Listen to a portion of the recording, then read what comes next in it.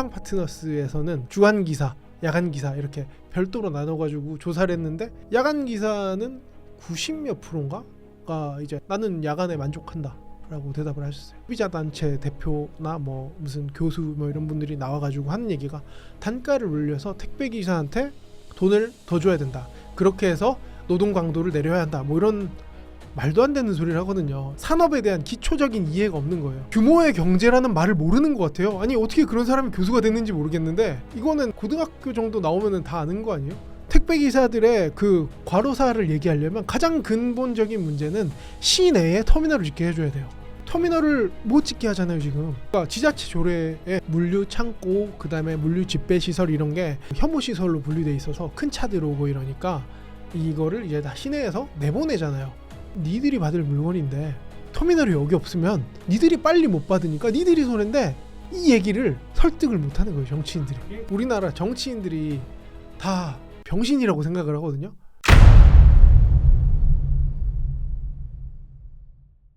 민주당은 왜 새벽 배송을 금지시키려고 할까요? 사실 이거를 설명할 방법이 없어요. 왜냐면은 너무 논리적이지가 않아가지고. 그러니까 이제 저쪽에서 얘기하는 게 그 초심야 배송은 안 된다, 뭐 너무 힘들다, 뭐 이런 식으로 해가지고 00시부터 05시까지 하지 말자 이 얘기가 처음에 나왔다가 논박을 당하고, 그 다음에 누구지 그 고용노동부 장관이 나와가지고 했던 얘기가 뭐였지, 그 야간 배송은 발암물질이다, 2급 발암물질이다 이 얘기를 했어요. 그래가지고 제가 찾아봤죠. 찾아봤더니 야간 노동이 아니라 그 주주야야 휴휴 뭔지 아세요? 주주야야 휴휴. 그러니까 네. 주간 야간 네. 휴가 이렇게 하는 네. 거죠. 주 6일이라고 했을 때. 그러니까 이제 그런 식으로 하는 교대 근무로 인한 수면 장애, 그게 이제 2군 발암물질, 뭐 이렇게 해가지고 실제 건강에는 안 좋다는 거네요. 그게 수면 장애가 건강에 안 좋죠. 네. 근데 그래가지고 좀 찾아봤는데 같은 2군에 붉은 고기, 그다음에 이제 고온에 튀긴 음식, 그다음에 그러면 1군에 뭐가 있나 하고 봤더니 햇빛이 있어요. 그래요? 네. 그러니까 그러면은 야간이 몸에 안 좋은 건 맞는데 그럼 주간 배송은 더 안 좋잖아요. 그러니까 주간에 일을 하고 제가 그 1군에 똑같이 1군에 알코올이 들어 있어요. 그러면은 저는 이제 주간에 일 끝나고 집에 와서 치킨 하나 시켜가지고 맥주랑 같이 먹으면은 발암물질이 되는 거예요. 그러니까 그 사람이 그 노동부 장관 1국의 장관이라는 사람이 어떻게 산업을 금지하겠다라고 얘기를 하면서 근거를 대는 게 이따위 와 이거를 이제 이걸 어떻게 얘기해야 되지? 그러니까 제가 좀 못 배워 먹어가지고 약간 비속어가 나오더라도 네 좋습니다. 이해를 좋습니다. 해주셔야 되는데 예. 뭐라고 해야 되죠? 이 산업을 금지하겠다라고 하는 근거가 치맥, 그 다음에 뭐 햇빛 이런 거면은 좀 이건 문제가 있잖아요. 그렇죠. 네. 근데 예. 말씀하시죠. 그리고 이제 최근에 또 그 토론회에서 무슨 직업환경의사회, 그쪽에 어떤 의사 선생님이 그 보고서를 냈대요. 그래서 봤더니 그러니까 기사들한테 뭐 스마트워치 같은 거 해가지고 그 실험을 해봤대요. 뭐 얼마나 안 좋아지는지, 뭐 되게 안 좋아지는 사람들이 몇 명 있더라 해가지고 모군이 얼마나 되나 봤더니 10명이래요. 제가 이번에 그 개혁신당이랑 토론회하면서 설문조사했던 게 대충 한 1,000명 정도 되거든요. 그 동료 택배 기사들 설문조사를 하신 거예요? 대상으로 설문조사한 게 1,000명 정도 되는데 이 의사 선생님이 모군으로 잡은 게 10명이래요. 제가 고등학교밖에 못 나왔지만 제가 10명짜리를 대상으로 해가지고 조사를 한 보고서라는 걸 본 적이 없거든요. 그러니까 제가 물론 보고서를 거의 못 봤지만 근데 일단 상식적으로 말이 안 되지 않아요? 그러니까 무슨 뭐라고 해야 되죠? 그 의료나 이런 쪽에 보고서 같은 경우 보면은 몇 번 이제 막 그 이렇게 뉴스 나와가지고 선생님들이 얘기하잖아요. 그러면은 보통 제약회사나 이런 데에서 실험을 실시하면은 몇만 명을 대상으로 하더라고요. 진짜 아무리 적어도 몇천 명 대상으로 하는데 10명? 이게 그러니까 이게 그 동네에서 그러니까 이제 술 마시면서 하는 얘기가 아니라 국회에서 어떻게 10명짜리 보고서를 하죠?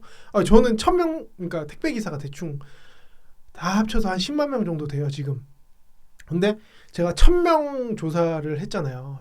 그것도 이제 시간이 너무 촉박해서 10일밖에 조사를 못 했단 말이에요. 근데 그 10일 동안 조사를 1000명을 해가지고 조사를 해서 이제 국회에서 발표를 하면서도 되게 좀 쫄렸어요. 왜냐면은 모근이 너무 적다.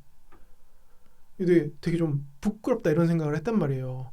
겨우 그러니까 10만 명 중에 1000명이면은 사실 어지간한 국회의원 그 뭐라고 해야 되지? 지지도 조사 이런 거 여론조사 할 때 보통 지역구에 한 3,000명 대상으로 한다고 하더라고요. 그래서 최소한은 통과한 건데 약간 저는 찔리는 게 있었어요. 좀 부족하지 않을까? 예, 부족하지 않은가 이런 생각을 했는데 이게 기간이 너무 짧다 보니까 어쩔 수 없이 그렇게 했는데 와, 상대방은 10명? 와, 그거 보니까 얘네들은 진짜 사람을 설득할 생각이 아예 없구나. 뭐 이런 그런 생각을 했죠. 그런 수준의 얘기를 국회에서 그리고 또 이제 언론에서 발표를 해주는 게 혹시 그 이제 대표님께서 여론조사 하셨을 때 예. 어떤 문항을 물어보셨어요? 보기는 봤는데 대충 이제 지금 나이, 수입 그리고 만족하는가, 그 다음에 건강 상태가 어떤지, 그러니까 들어오기 전, 들어오고 난 후, 그 다음에 주간 선호하는지 야간 선호하는지, 그 다음에 뭐 개선점, 그 다음에 이제 뭐 또 뭐 있죠? 그러니까 그런 뭐 대략적으로 뭐 이렇게 문항들이 있을 텐데 예. 그 문항 조사를 하시고 난 다음에 느끼시게 된 어떤 결론은 뭔가요? 그러니까 이제 제가 일부러 친노조 성향 쪽에도 그 푸시를 좀 했어요. 그쪽에 일부러 그러니까 친노조 성향 카페에 일부러 더 오픈을 해서 이제 뭐라고 해야 되죠? 그 참여를 참여해달라. 예, 그러니까 일부러, 여론조사 결과가 왜곡되지 않도록 노력을 네. 하신 거네요. 네. 예, 그러니까 그 조사 자체를 제가 이제 대표로 있는 비노조연합에서만 했으면 아마 그 노조에 대한 선호도가 당연히 마이너스 100%가 나올 거 아니에요. 근데 이러면 안 되잖아요, 기본적으로.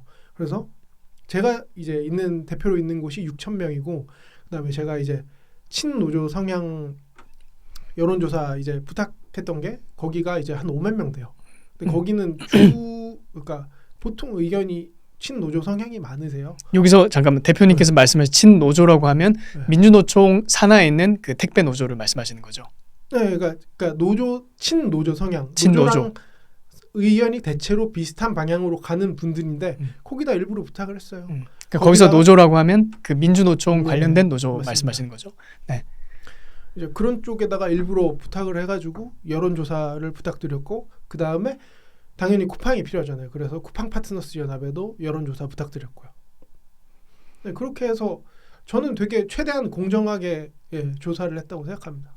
근데 그 조사했을 때 느끼시게 된 어떤 뭐 결론 같은 게 있을까요? 이분들 택배 하시는 분들 얘기를 들어보니까 현장에서 이런 반응을 하시더라, 이런 게 있었을까요?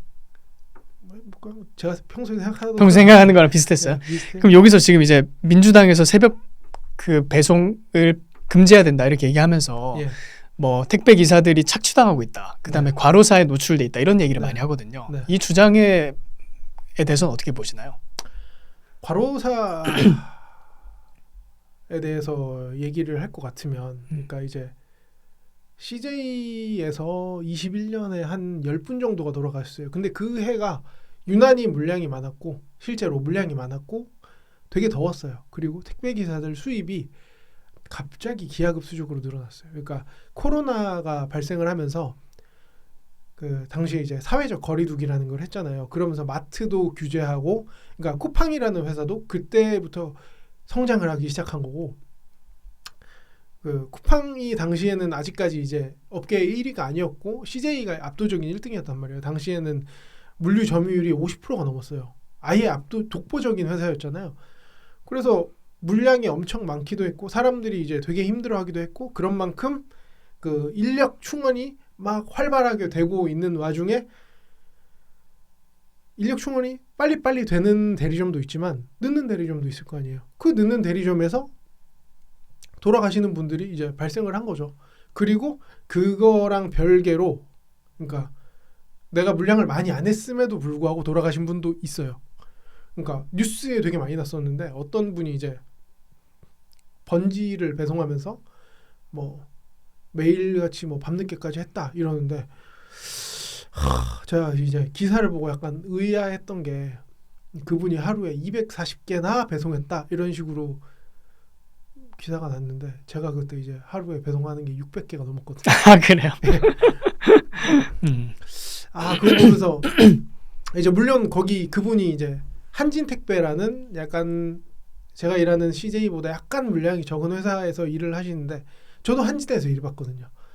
제가 한진에서 일할 때 하루에 물량을 그래도 한 400개 이상은 했는데 그분은 그냥 택배랑 안 맞는 게 아닌가. 그러니까 이게 뭐 돌아가신 분에 대해서 막 디스하고 싶고 이런 게 아니라 근데 현실을 그러니까 말씀해 주시자면 제가 예를 들어서 반도체 공장에 가서 일을 한다고 치면 제가 뭘 알아요? 아무것도 못해요. 예를 들어서 제가 뭐 국회에 가서 일한다고 쳐봐요. 뭘 할 수 있겠어요, 제가 여기 스튜디오에서 일한다고 생각해봐요. 제가 뭘 할 수 있어요? 음료수 사다 주는 거 말고 해줄 수 있는 게 없어요. 할 줄 아는 게 없잖아요. 그러니까 그런 것처럼 그 이제 일에 대해서 안 맞는 사람이 있는 거예요. 저한테 당장 여기서 편집을 해라 이러면은 저는 진짜 아무것도 못할 거란 말이에요. 거기다가 저는 기본적으로 앉아 있는 일을 잘 못해요. 앉아서 뭔가 하는 거에 대해서 되게 못하고 그래가지고 이제 제가 20대 때 그 공장 같은 데 취업을 했었는데 도망 나왔어요. 그때 당시에 월급이 270만 원이었거든요. 최저임금 4,000원 시절에. 지금으로 치면은 한 600, 700 이렇게 받는 거란 말이에요. 그렇잖아요. 지금 시급이 10,000원이 넘으니까. 그런데 저는 그렇게 좋은 직장에 들어갔었는데 그게 안 맞았던 거네요. 못하겠더라고요. 근데 택배는 당시에 월급이 한 180, 200밖에 안 됐는데 할만했어요. 그래서 저는 택배를 택한 거죠. 그러면 지금 여기 새벽 배송 관련해서 실제 택배 기사님들은 새벽 배송을 선호하나요? 그 여론은 어떤가요? 새벽 배송에 대해서. 그러니까 이거에 대해서는 네. 제가 한 여론조사에 제가 그 좀 부끄러운데 쿠팡 부분에 대해서 주야를 구별을 못한 거예요. 그러니까 주간 기사 전용이랑 야간 기사 전용을 했어야 되는데 제가 쿠팡 기사 전용하고 쿠팡하고 컬리 기사 전용을 만들고 일반 기사 그러니까 CJ, 한진, 롯데 뭐 이런 식으로 그 기존 기사 전용으로 만들어가지고 그거를 구별을 못했는데 다행히 이제 쿠팡 파트너스에서는 주간 기사, 야간 기사 이렇게 별도로 나눠가지고 조사를 했는데 야간 기사는 90몇 %인가가 이제 나는 야간에 만족한다라고 대답을 하셨어요. 자기 하고 있는 일에 만족한다 그렇게 얘기하시는 80 거네요. 아니면 90%예요. 그냥 압도적이에요. 압도적이다. 예. 그러면 새벽 배송의 장점은 뭐예요? 그러니까 택배 기사님들 입장에서 네. 왜 그거를 좋아하세요? 새벽 배송하는 거를? 일단 도로가 안 막혀요. 아, 그리고 사람이 없어요. 이게 저는 지금 그러니까 야간도 했었고 주간도 했었지만은 지금은 지금은 주간을 하고 있거든요. 주간만 하고 있어요. 예전엔 야간도 했었는데 근데 진짜 좋은 게 뭐냐면 사람을 안 만나요. 그러니까 제가 지금 뭐 내일도 일을 하지만 일을 하면은 엘리베이터를 타잖아요. 그러면 이제 사람들이 좋지 않은 눈으로 쳐다봅니다. 진짜 그 이제 욕하는 분들도 계시고 예전에는 그 엘리베이터에 떨어진 쓰레기를 저한테 던진 분도 있었고 네. 왜 엘리베이터 잡냐 이러고 멱살 잡는 사람도 있었고 네. 그러니까 자기가 이렇게 평소 엘리베이터 타는데 좀 방해가 된다 이렇게 생각을 하니까요. 실제로 방해가 되니까요. 방해가 되는 건 사실이니까요.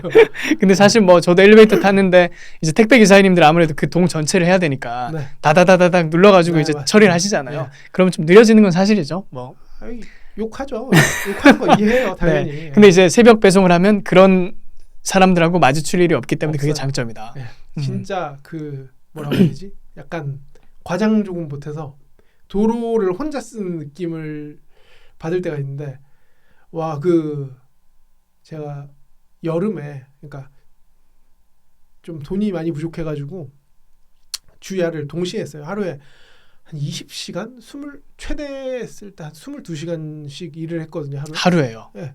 2시간 자고 그러면? 예. 와. 돈이 부족해가지고 뭐 그래서 그랬는데 이제 진짜 그 주간에는 죽을 것 같아요. 하루에 막 하루가 아니라 그 온도가 35도 막 이렇게 넘어가다가 밤이 되면은 창문 열면 시원하잖아요. 그 시원한 바람 맞으면서 일할 때 그 상쾌함이 설명할 수가 없어요. 진짜 기분 좋아요. 아, 그럼 이제 기사님들에 따라서 그런 여러 가지 환경 때문에 네. 주간을 선호한 분들은 주간을 하시고 네. 또 야간을 선호한 분들은 야간을 하시고 이렇게 나눠지는 그러니까 거예요. 이게 그것뿐만이 아니라 예를 들어서 동사무소 가서 서류 떼야 돼요. 그럼 저는 일하다 말고 중간에 가야 되잖아요. 근데 야간에 일하면 일 끝나고 가면은 문을 열어요. 이게 진짜 좋은 거예요. 네. 평소에 다른 뭐 개인적인 일 처리하기도 편한 거고요. 네. 그리고 이제 애들 키우는 집 같은 경우는 어린이집에 애 데려다 놓고 자는 거예요. 그래가지고 제가 그 방송에서 봤는데 애 4인가 3인가 키우는 아주머니께서 그렇게 하시더라고요. 그러니까 퇴근하면은 집에 와서 애들 저기 해가지고 애들 준비해서 어린이집 보내고 주무시더라고요. 아, 그분도 택배를 하시는 분이세요? 예. 그러면 그 수당은 어때요? 그 주간하고 야간 중에 어떤 그 배송이 좀 더 수당이 좋은가요? 요거에 대해서는 일단은 비밀이에요. 아, 그걸 공식적으로 말하면 안 되는 거예요? 네. 이거 같은 경우는 어떤 식으로 돼 있냐면 그 계약서가 폰트가 다르다던가 띄어쓰기가 다르다던가 이런 식으로 해서 개별적으로 다 나눠져 있고 심지어 그 금액도 원 단위로 다 다르기 때문에 그 금액을 얘기하는 것 자체로 특정이 될 수 있어요. 아, 그러니까 그래요? 그래서 그러니까 저희가 대리점 소장들이랑 얘기를 꽤 많이 해봤는데 한 명도 제대로 밝히는 사람이 없어요. 그러니까 약간 업계 어떤 그 영업 비밀 같은 거네요. 네. 네, 거기에 그래서 대해서는 말하면 안 되는. 그렇긴 한데 대충 이제 되게 좋은 지역이다 이러면은 500원 후반, 600원, 뭐 주간 같은 경우에 조금 안 좋다 싶으면 700원 뭐 이런 식이고요. 야간은 한 7, 8, 900원 약간 이런 식으로 그 선에서 이렇게 결정이 되는 거네요. 네. 아. 그래서 보면은 많이 차이가 나면은 어떤 데는 600원이고 어떤 데는 900원이다 이러면은 300원이 차이 나는 거예요. 50%가 차이 나요. 그러니까 야간을 하지 않을 이유가 있나요? 얼마나 좋아요. 그렇죠. 네. 또 개인 상황에 따라서 그게 네. 또 적성이 맞으면, 그러니까 자기 어떤 생체 리듬하고도 네. 잘 맞으면 그렇게 할 수 있는 거잖아요. 네, 저는 그 어렸을 때 그 20대 초반 때 술집에서 일을 했었는데 그 호프집에서 서빙하고 이제 설거지하고 했었는데 그때가 직업 만족도가 가장 좋았던 것 같아요. 왜냐면은 저는 야행성 인간이어가지고 밤에 일어나는 게 제일 좋았거든요. 그러니까 집에 가서 이제 커튼 치고 자고 아침에 그러니까 저녁 늦지막히 한 4시 5시 일어나가지고 출근하고 이게 너무 좋았어요. 6시에 출근해서 6시에 집에 가는 거였거든요. 네. 그때 월급이 한 140 받았던 것 같은데 제일 재밌었어요. 네. 바에서 일하셨던 거예요? 아니요, 호프집. 호프집. 네. 호프집하고 바는 좀 다른가요? 그게? 바는 아예 다른 직장이죠. 아, 네. 바는 이제 칵테일 같은 게 만드는 게 그런 게 바인가요? 네, 그렇죠. 그리고 뭐 좀 바는 이제 두 가지로 나뉘죠. 모던 그러니까 위스키 바랑 모던 바라 그래가지고 이상한 여자들 나오는 그걸 바라고 해요? 예, 모던 바?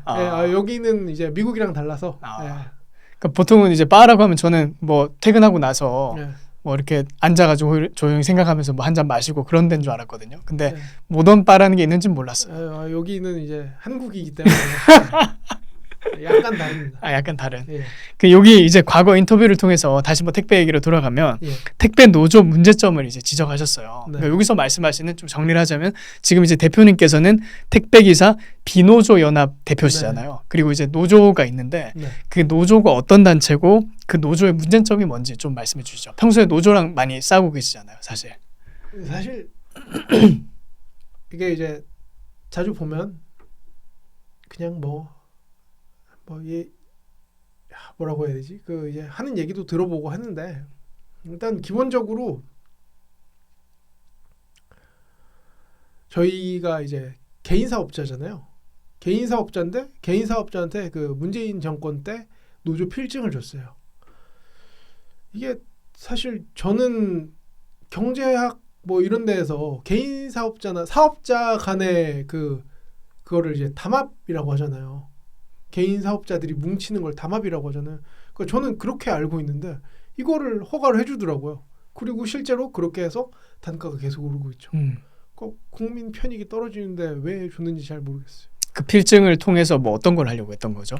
필증 받아서 그 다음부터 합법적으로 열심히 파업하잖아요. 네. 그렇게 해가지고 터졌던 게 2018년에 파업 한번 크게 했었고 2021년에 또 파업을 크게 한번 했었고 예.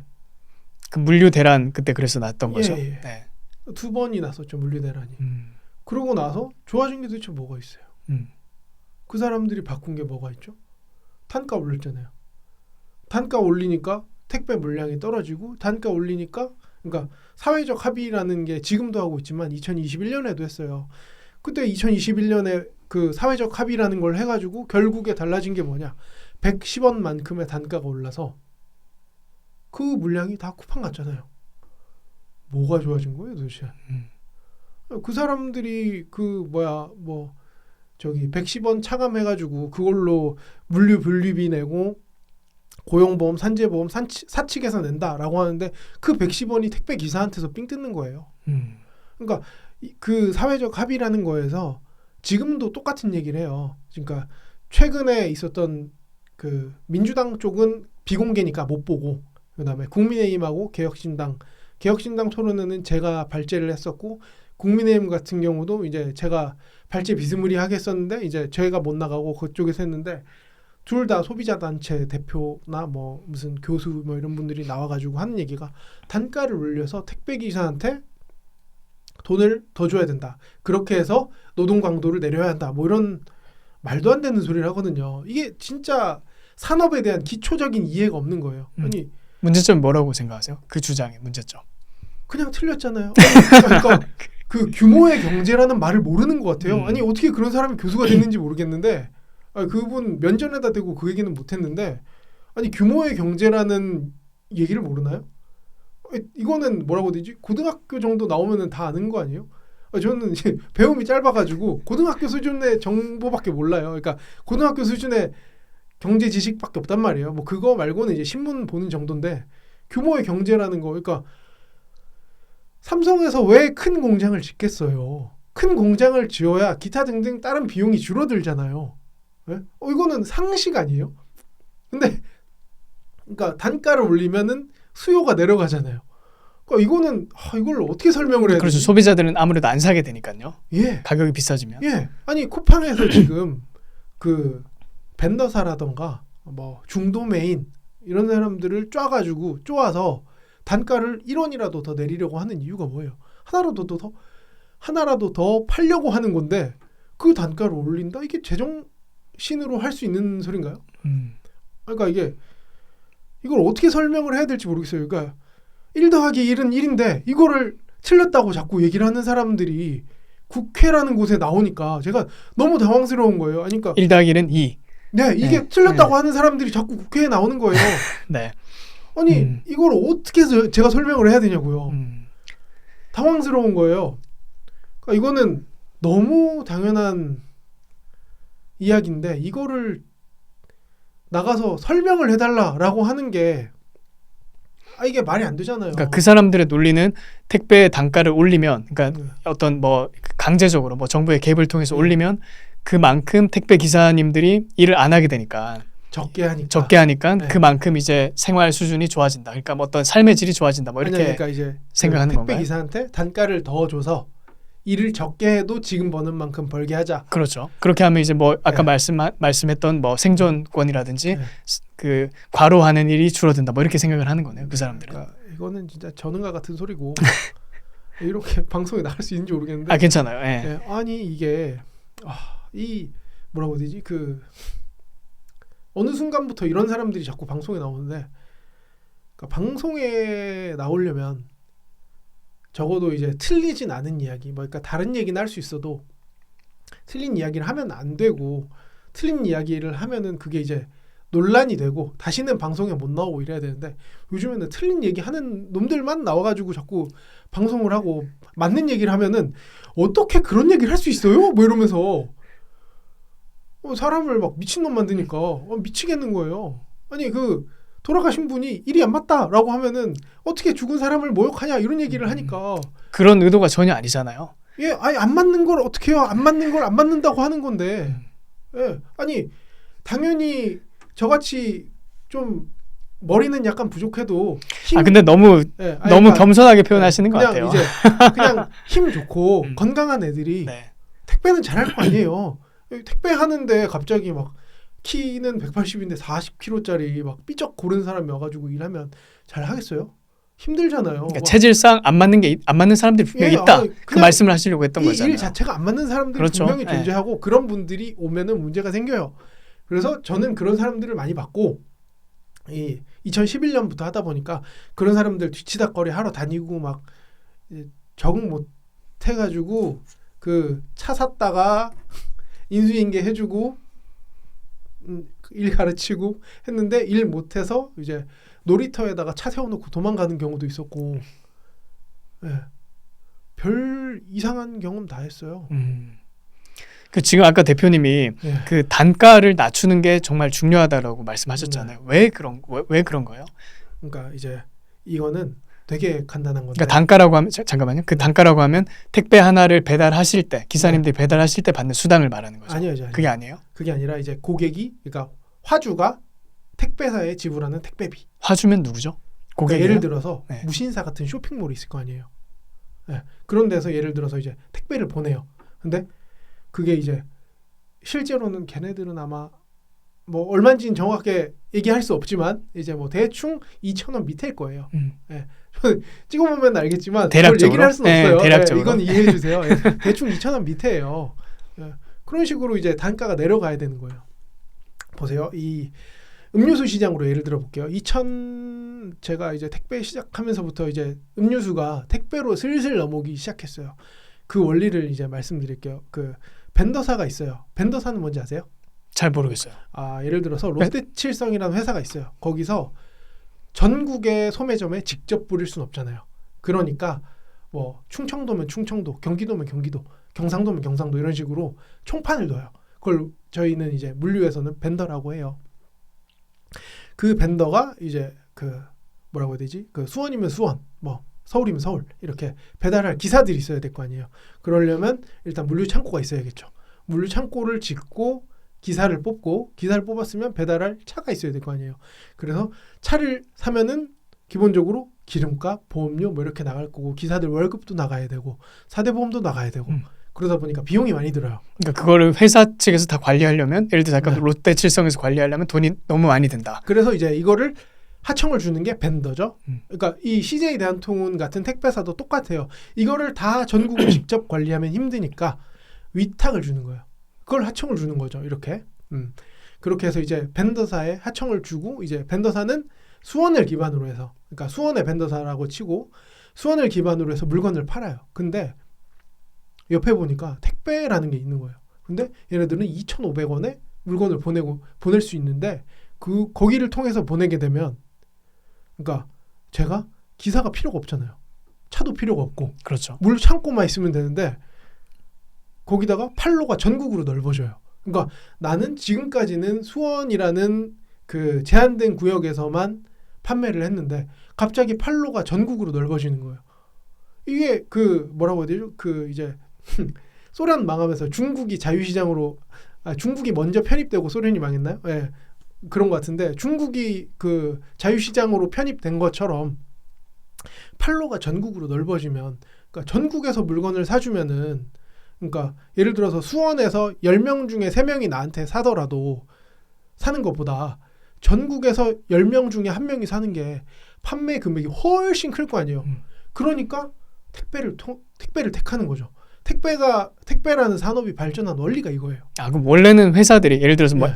뭐 삼성전자라든지 뭐 네. 이런 큰 기업들이 자기 자체적으로 어떤 물류나 운송을 담당해 왔는데 네. 그 회사들이 우리가 생각해 보니까 이런 걸 굳이 유지할 필요 없이 네. 택배 기사에 넘기면 되겠네 하고 네. 그냥 돈을 지불하면 되겠네 이렇게 네. 하면서 발전했다는 거죠. 예. 아니 뭐 물론 이제 삼성 같은 데는 전문적인 서비스가 필요하기 때문에 그러니까 설치하는 서비스가 필요하기 때문에 그러니까 프리미엄 서비스는 프리미엄 서비스 따로. 근데 택배 같은 경우는 저렴하게 버스처럼 그러니까 그 삼성전자에서 사는 물건은 대체로 가격이 비싸잖아요. 그런 거는 기사들이 배달을 하는 거고 전용 기사들이 저희 택배가 굴러가는 원리는 박리담회예요. 완전 규모의 경제 그 자체. 그러니까 저희는 조금 서비스가 부족해도 압도적인 저렴함으로 한 번 지나가는 거예요. 매일 한 번 지나가면서 물건 이렇게 다다다다닥 놓고 가는 거죠. 그런 서비스예요. 택배라는 게. 예. 근데 이제 그거를 다양한 회사랑 협업하면서 그 다양한 일을 하시는 회사를 거죠. 끌어들이는 원리가 저렴한 가격이다. 고객으로 삼는 원리가 저렴한 근데 가격이다. 그 저렴한 가격을 누가 끊었다? 민주당에서 사회적 대화라는 걸로 110원을 올리면서 끊어버린 거예요. 이 맥을. 아 실제 그렇게 끊었어요? 네, 110원을 110원 올렸어요? 선차감을 하게끔 만들었어요. 아. 그러니까 실제로 합의에서는 170원이었는데 해보니까 170원 많다. 110원이면 된다. 이래가지고 60원 내린 거죠. 네. 그럼 여기 지금 택배에서 저는 이제 택배 산업 자체를 전혀 잘 모르거든요. 네. 그래서 이제 대표님을 통해서 좀 설명을 드리려고 하는데 아마 이 방송을 보는 대부분 사람들도 이 택배 산업이 어떻게 굴러가는지 그 네. 본질을 잘 모를 것 같아요. 그럼 여기서 이제 중요한 플레이어가 크게 3명 있는 게 맞나요? 택배 기사님들, 네. 그리고 대리점, 네. 그리고 회사, 예를 들어 네. 뭐 CJ라든지 한진이라든지 롯데택배 같은 네. 이렇게 이해하면 될까요? 거기에 화주사. 화주사. 예. 그 화주사는 아까 말씀하신 그 클라이언트, 택배 네, 그쵸, 기사들 그쵸. 네. 입장에서는 이제 클라이언트라고 그러니까 생각하는. 사실은 그 저희가 이제 배달할 때 그 고객을 만나잖아요. 그러니까 실제로는 요즘에는 거의 안 만나고 앞에 두지만 예전엔 만났단 말이에요. 하나하나 다 연락을 하고 이랬었는데 사실은 그 고객은 중요하지 않아요. 중요한 건 화주사예요. 아, 그 택배 비용을 지불하는 예. 사람. 네. 아, 근데 일반적으로 고객들 말씀하신 아파트에 그 만나는 사람들은 자기가 제품을 살 때 그 제품 가격 안에 그 택배비가 사실 포함되어 있는 거잖아요. 네. 그렇죠? 아, 네. 포함된 것도 있고 별도로 받는 것도 있고. 별도로 받는 것도 있고. 예. 아, 그럼 이렇게 플레이어가 4명이 있다고 보면 되겠네요. 네. 그 택배 기사님들, 또 대리점, 그리고 회사, 택배 회사, 그리고 화주. 네. 그럼 이 4명이 어떤 관계를 다이내믹을 가지고 있는 거예요? 어떤 역학 관계를 가지고 있는 건가요? 뭐 이제 CJ로 예를 들게요. 제가 일하는 곳이니까 CJ는 플랫폼이에요. 플랫폼이고 그 화주사는 물건을 이제 다수의 고객들한테 보내고 싶어요. 그러면은 택배 기사가 가서 그 물건을 받아서 이제 터미널에 올리고 터미널에 올리면 그 물건이 헙으로 가요. 혹시 이제 그 버뮤다 옥천 뭐 이런 말 들어보셨나요? 버뮤다 옥천이요? 네. 잘 모르겠어요. 버뮤다 삼각지대는 삼각지대는 알죠. 그 거기만 가면 뭐 없어진다. 예. 그래서 이제 옥천으로 가면은 물건이 안 온다고 아, 그래. 그런 별명이 있어요. 아, 이제 그래요? 잔류 얘기하는 건데 음. 근데 요즘에는 뭐 워낙 저기 중계가 잘 되기 때문에 어지간하면 다 들어갑니다. 그러면 그 대리점은 어떤 역할을 해요? 거기서? 대리점은 리스크를 맡죠. 그러니까 일단은 그 모든 기사를 본사에서 관리하기 힘들잖아요. 그래서 기사들을 뽑고 이제 또 방출하기도 하고 뭐 그런 걸 하고 그 다음에 이제 그 화주사에서 물건을 받아오잖아요. 그 결제에 대한 리스크도 대리점에서 지는 거예요. 그러니까 이제 대리점주 같은 경우는 사람들이 특히 기사들이 신입 기사들이 대리점이 뭘 하는지 몰라요. 그러니까 뭘 하는지 모르지만 아무튼 8%에서 13%를 왜 떼가지? 라고 생각을 한단 말이에요. 근데 대리점들은 기본적으로 그 이제 뭐라고 해야 되지? 그 신용을 담당을 해요. 그러니까 화주사에서 예를 들어서 이제 월 결제를 할 거 아니에요. 근데 물건이 막 엄청 많이 나와서 대금이 1억씩 쌓여요. 그 이제 한 달에 뭐 한 몇 개 하면 1억이지? 대충 1,000원이라고 치고 2,000원이라고 치고 얼마 하면 1억이지? 지금 계산이 안 되네요. 뭐 대충 뭐 얼마지? 하여튼 뭐 1억까지 간다고 하면 뭐 2,000원씩 받아가지고 1억씩 네. 쌓인다고 치고 얘네가 돈 안 내고 나르면 어떻게 돼요? 그 책임을 대리점이 지는 거예요. 기사의 거래처도 마찬가지로 책임은 대리점이 지는 거예요. 그러니까 제가 영업을 해와서 그 돈을 못 받으면은 책임은 대리점에 있어요. 그러니까 이거를 사람들이 모르는 거예요. 아, 그 리스크를 담당하는 거네요. 네, 그러니까 제가 대리점주, 그러니까 제가 경력이 오래됐는데도 대리점주를 안 한 이유가 이것 때문이에요. 아, 그러니까 이거랑 그다음에 이제 기사들 관리가 안 되는 거. 그러니까 예전에는 그 택배라는 게 지금처럼 돈이 안 됐어요. 그래서 많이 버는 사람이 막 4,500 벌고 보통 막 200, 300 이 정도밖에 못 벌었단 말이에요. 그러다 보니까 사람들의 질이, 그러니까 저는 당연한 이야기라고 생각을 해요. 그러니까 그 소득이 올라가면은 모이는 사람들의 질이 올라가요.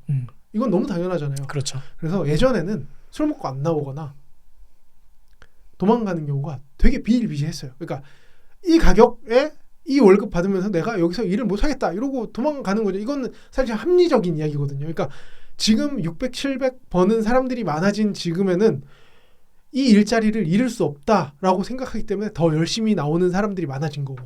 물론 지금에도 이제 술 먹고 안 나오는 사람들이 가끔 있죠. 그런 사람들은 머지않아서 이제 집에 가야겠죠. 네, 그런 거죠. 근데 거기서 이제 택배 기사님들은 다 개인 사업자잖아요. 네. 근데 어떤 식으로 누가 관리해주는 사람이 있는 건가요? 크게 대리점주. 그게 대리점이. 네. 그러니까 대리점이 택배 기사들을 관리하는 어떤 매니저다 이렇게 보면 될까요? 예, 그렇죠. 아, 거기다가 리스크까지. 리스크를 담당하고. 그 신용에 대한 리스크가 이제 좀 크죠. 이게 제가 택배 제일 처음 시작하던 시기에 무슨 일이 있었냐면 제주도에서 대리점을 차리고 겨울 동안에 귤을 발송을 해요. 그리고 대금을 입금을 안 해요. 본사에.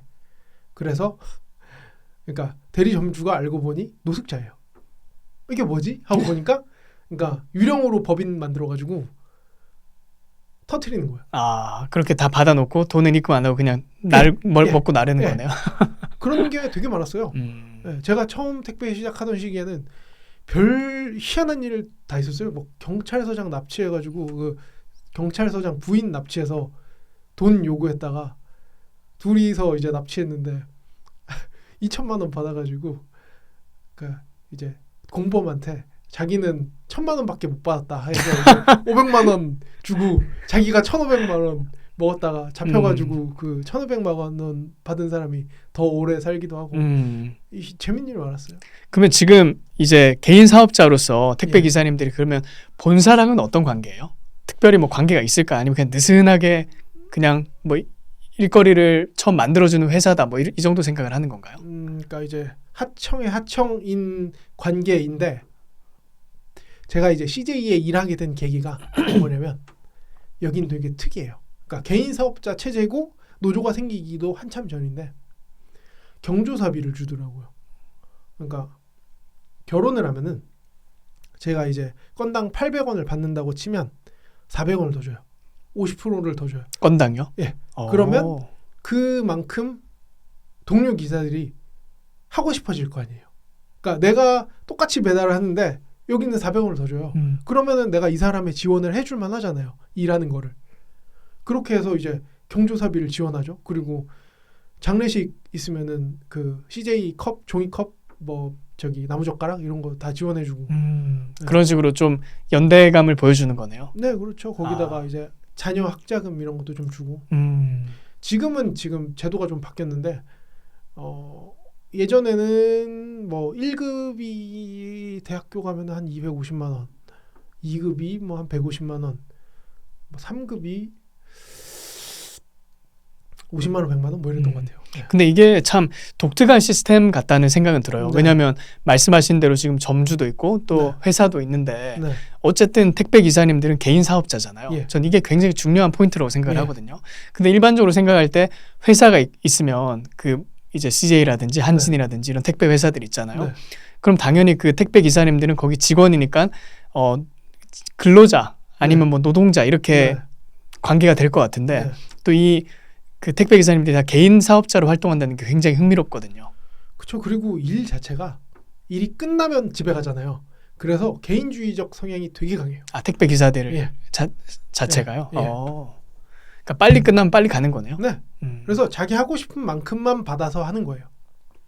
보통은 그러면 그 구역 같은 건 다 정해져 있어요? 어디서 일을 하는지, 네. 어떤 도시에서 일하는지 그런 건 어떻게 결정이 되는 건가요? 들어갈 때 난 이만큼 하고 싶다 이러면은 대리점주가 이제 그거 이제 구역 조절을 해가지고 조율해서 하는 거죠. 그리고 지금까지는 그러니까 2021년 전까지는 매년 물량이 한 10%씩 늘어났어요. 그러다 보니까 조율하기가 되게 쉬웠어요. 그러니까 새로 사람을 한 명 뽑고 구역을 여기저기서 긁어 모아가지고 넣어주는 거예요. 이거를 무한반복하는 거죠. 그러니까 이 컵이 여러 개가 있잖아요. 컵에 물이 넘쳐요. 그럼 새 컵 갖다 놓고 여기다가 부으면 되는 거예요.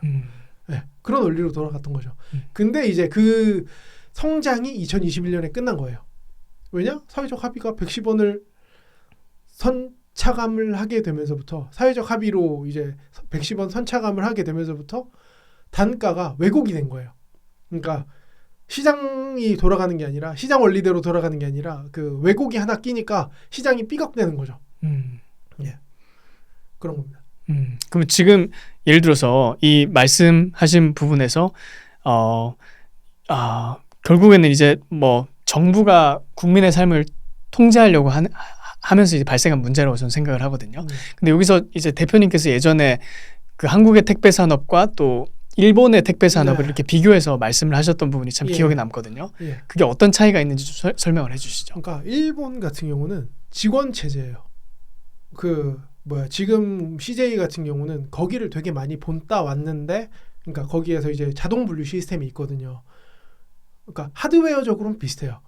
거기서 그 시스템을 그러니까 그 뭐라고 해야 되지? 기사들까지 해가지고 본사 직원들이랑 견학하러 갔다 오고 그 배워오고 그랬단 말이에요.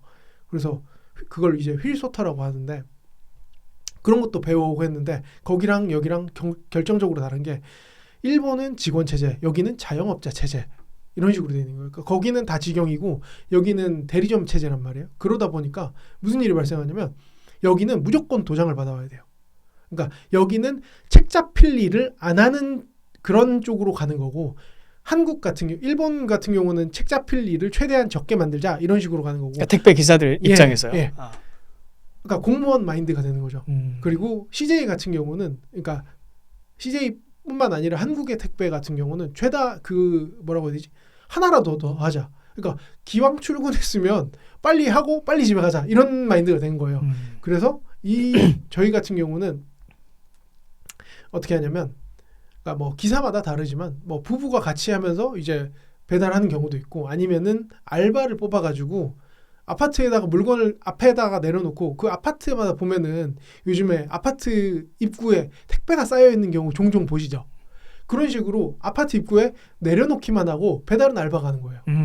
그러면은 진짜 그 혼자 하면은 10시에 끝날 물량이 과장 좀 못해서 6시 전에 끝나요. 네. 근데 일본에서는 그냥 직원이기 때문에 네. 일을 하루에 몇 개 처리하든 관계없이 똑같이 돈을 받는다는 거죠. 걔네들도 뭐 어느 정도 인센티브가 있는 걸로는 알고 있는데, 그래봤자 그러니까 크진 않다. 그러니까 월급이 0이고 100% 인센티브로 돌아가는 제도랑은 비교가 안 돼요. 그러니까 저희는 그냥 완전 개인 사업자고 진짜 자기 하고 싶은 만큼 하는 거라서 비교가 안 돼요. 그 효율성에서, 그러니까 그러니까 그 회사라던가 이런 덩어리 큰 집단에서는 혁신을 내기가 되게 힘들어요. 근데 개인 단위에서는 내가 이걸 왜 직접 배달해야 되지? 이렇게 돼버리는 거예요. 그러니까 바로바로 하는 거죠. 그리고 이제 솔루션을 계속 만들어내는 거예요. 그리고 만약에 중간에 무슨 일이 생기면 아이고 죄송합니다 하고 이제 넘기고 이제 또 방식을 바꾸고. 그러니까 내가 혼자 일하는 거에서는 되게 유연하게 일을 할 수가 있잖아요. 그런 거죠. 그리고 실제 원래 택배를 받을 때는 저도 한 몇 년 전만 해도 택배 기사님하고 대면해서 받는 게 일반적이었잖아요. 네. 근데 언제부터는 이제 대면하지 않고 네. 그냥 집 앞에 딱 던져놓고 가시잖아요. 근데 그게 훨씬 편하죠. 그게 이제 코로나 때문이죠. 코로나 때문에. 코로나 때 아예 그 뭐라고 해야 되죠? 사규라고 하나요? 뭐 그 회사의 방침 자체가 바뀌었어요. 아예 비대면 배송으로. 그러니까 그 전까지는 원칙은 사인을 받는 거였어요. 한국도. 근데 실제로는 다 문 앞에 놓고 그냥 갔거든요. 고객이 전화 와도 저희는 문 앞에 놓고 갑니다. 고객센터에 전화 와도 아니 내가 어떻게 가서 사인 다 받고 다니냐? 약간 이런 식으로 우기고 안 된다고. 그러니까 이게 달랐던 거예요. 그러니까 일본 같은 경우는 무조건 사인을 받아야 되고 안 받으면 왜 안 받았냐? 이런 식으로 가는 건데, 한국은 아니 내가 어떻게 사인을 다 받고 언제 일하냐? 그렇게 해서 이런 식으로 우기면서 점점 더 효율화된 거죠. 근데 아무래도 일본에서는 그렇게 아직도 여전히 사인을 받아야 되면 속도가 늦을 수밖에 없겠어요. 되게 유명한 영상이 있어요. 그 택배 기사가 3일인가 4일째 이제 그 도장을 못 받아가지고 길에서 택배를 던지고 막 발로 차고 막 소리 지르는 영상이 있거든요. 그래요? 예, 일본 택배 기사가 일 처리가 안 되니까요? 네. 그런 영상이 있어요. 되게 유명했었는데 뭐 기사들 사이에만 유명했는지 모르겠는데 저희는 그랬습니다. 그러면 지금 대표님 같은 경우는 하루에 일감을 한 몇 개 정도 처리하세요? 그러니까 그거는 약간 이런 식으로 곡선이 있거든요. 일월에 일이 적고 화요일에 일이 많고 수목 금으로 갈수록 이렇게 쭉 내려가요. 네. 그러니까 그게 이제 화주사가 일을 하냐 안 하냐의 차이죠. 그러니까 일요일에는 화주사가 쉬잖아요. 그러면 월요일에 물량이 별로 없겠죠. 그러니까 풀필먼트에서 돌아가는 물량만 나오고 화주사에서 나오는 물량이 별로 없어요. 그리고 월요일에는 화주사가 일을 하잖아요. 그리고 일요일에 쌓였던 주문이 토일에 쌓였던 주문이 월요일에 폭발을 하겠죠. 그러면 화요일에는 물량이 많죠. 그리고 이제 그 물량이 해소되고 나머지가 이렇게 평탄화되는 거고, 수요일 같은 경우는 잔류된 물량이 좀 넘어오니까 이런 식으로 이렇게 내려가는 거죠. 아, 그게 일주일마다 어떤 사이클에 따라서 약간 네. 차이가 있는 거네요. 네, 이런 식으로 계속 이렇게. 아, 그런 식으로. 네. 아, 참 뭐 재밌네요. 이렇게 말씀하신 거 듣다 보니까 참 재밌는데, 일반적으로는 그러면 자영업자니까 네. 피곤하면 그냥 자기 일을 안 하면 돈이 안 나오는 거네요. 쉽게 말하면. 그것뿐만이 아니라 네. 그 제 구역에서 있는 물량을 처리 안 하면 그 물건 중에 시한성 제품에 대해서는 물어내야죠. 예를 들어서 이제 고기를 시켰는데 오늘 안 왔다. 이런 물어내야죠. 아, 직접 택배 기사님들이 물어내시는 거예요? 당연하죠. 아. 배송이 안 되면 물어내야죠. 이 구역은, 그러니까 계약 자체가 이 구역은 내 거. 대신에 이제 딴 놈이 거기서 발생하는 네. 문제는 책임을 진다. 아. 이게 이제 주 6일 일할 때의 그 택배 기사들의 룰이었죠. 지금은 이 경계가 애매해지고 있어요. 근데 이거를 얘기하면은 또 되게 복잡해지는 네네네. 이야기여가지고 이거를 여기서 이해를 할 수 있는 사람이 별로 없어요. 그러니까 일단은 뭐 그거는 또 다음에 네. 문제가 생기면 네. 말씀 듣도록 하고, 네. 쿠팡은 그러면 여기서 어디에 이렇게 우리가 어떻게 이해하면 될까요? 쿠팡도 근데 저희가 처음 쿠팡 쓸 때 보면 네. 뭐 쿠팡맨 그런 얘기가 많이 있었잖아요. 네. 근데 거기는 이제 쿠팡에서 고용된 이제 직원들이 네. 뭐 배송을 하는 걸로 그때는 그렇게 알려져 있었는데, 네. 지금 말씀하신 뭐 대표님의 그 택배 산업에 대한 어떤 설명이 쿠팡에도 이렇게 적용이 되는 건가요? 그거를 한 2014년, 13년 제가 이제 쿠팡맨 1세대거든요. 아, 쿠팡에서도 일을 하셨어요? 예. 그러니까 그때는 쿠팡 서브가 없었어요. 그러니까 쿠팡 터미널이 없고, 쿠팡이 제가 군포 그 KGB라는 지금은 없어진 택배사인데 거기 터미널에 오후에 터미널을 돌려요. 거기서 이제 물건을 받아서 배달을 하는 거예요. 저는 그렇게 쿠팡맨을 했었거든요. 용차로. 그런 식으로 이제 남의 터미널에서 기생해가지고 파일럿으로 돌려보다가 이제 자기 터미널을 만든 거죠. 그렇게 해서 일을 하는데 그때는 100% 정규직으로 고용을 했어요. 이 양반들이 왜 그랬냐면은 번호판을 사야 돼요. 한국에서 영업을 하려면. 그러니까 트럭으로 영업을 하려면 영업용 번호판을 사야 돼요. 근데 그때 당시에 영업용 번호판이, 그러니까 정부에서 제한을 두다 보니까 그렇게, 그러니까 쿠팡맨을 돌릴 만큼의 번호판이 없어요. 근데 만약에 걔네들이 단체로 그렇게 쿠팡 그 뭐라고 해야 되지? 영업용 번호판을 사버리면은 영업용 번호판의 그 시세가 폭등을 한단 말이에요. 그러니까 얘네들이 어떻게 하냐면, 이거는 그러니까 마트에서 물건 몇만 원 이상 사면은 배달해주는 그런 그 지역에 있는 뭐 하나로마트라든가 뭐 이런 거 조그만 거 마트들이 있잖아요. 그런 것처럼 이제 우긴 거죠. 이거 우리는 그 쿠팡이라는 플랫폼에서 물건을 사시면 배달을 해드려요. 이건 서비스다. 라고 하면서 이제 자가용 배송을 시작한 거죠. 당연히 기존 택배사들이 다 고소를 했죠. 근데 그거를 이제 그 소송을 이제 자가용으로 서비스를 한 게 맞다라고 이제 해서 소송을 성공시킨 게 강한승이라는 변호사고, 그분이 이제 그래서 쿠팡 대표까지 하죠. 아, 그래서 나중에 쿠팡 대표가 되신 분이네요. 네. 아. 이분 저기 커리어 대단하신 분이에요. 저기 그 최근에 그분 물러나셨죠. 쿠팡 대표에서 네. 논란이 생겨가지고. 예, 뭐 그런 걸로 알고 있습니다. 그리고 이제 요즘에 청문회 자주 나오는 로저스. 예, 그분 나오시는 거고. 아. 예. 그러면 지금은 쿠팡에서 쿠팡 말씀하신 그런 그 대표님 말씀하신 그런 택배 산업의 생리가 쿠팡에도 그대로 적용이 되는 거네요. 아니요. 그러니까 얘기를 더 해야 돼요. 아, 더 해야 그러니까 돼요. 이제 그렇게 해가지고 흰색 번호판으로 일을 하다가 이 쿠팡이 언제 그러니까 택배사를 추가로 차렸냐? 이게 이제 2021년에 사회적 합의 이후에 바로 택배사를 차려요. 아, 그때부터 사회적 택배사를. 합의를 맺어가지고 이쪽에서 가격 경쟁력이 확 떨어지니까, 그러니까 쿠팡은 이제 그 매입을 하는데, 매입을 할 때 그 배송비까지 해가지고 계산을 해서 매입을 한단 말이에요. 근데 그래서 이제 실제로 택배비가 얼마인지를 계산하기가 조금 복잡한데, 어쨌거나 이쪽에 단가가 올라가니까, 그러니까 그거를 정량 비교를 할 수는 없는데, 그 기존 택배사들의 택배비가 올라가니까 여기서 경쟁력이 생겼다고 본 거죠. 그리고 그 2010 몇 년에는 그 배자 번호판이 아직 제대로 보급이 안 됐을 때요. 실제로 저는 전과자예요.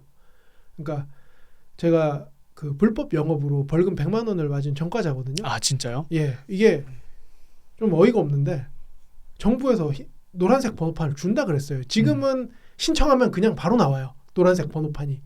근데 이 과도기가 되게 길었어요. 그래서 저는 정부에서 준다고 하고 기다리라고 그래서 1차 신청하고 1차분이 나왔는데 그때 저는 1차분의 대상자가 아니었거든요. 그래서 2차에 나오겠거니 하고 기다리고 있는데 경찰에 단속이 걸려가지고 불법 그 영업으로 벌금 100만 원이 나온 거예요. 아니, 어이가 없잖아요. 아니 니들이 기다리라고 그래가지고 기다리고 있는데 벌금을 때리는 경우가 어딨냐 했는데 안 먹혔고 그냥 벌금 100만 원. 아, 이래서 저는 전과자입니다. 아, 참. 근데 그래가지고 저는 쿠팡의 그 흰색 번호판 영업이 너무 어이가 없는 거예요.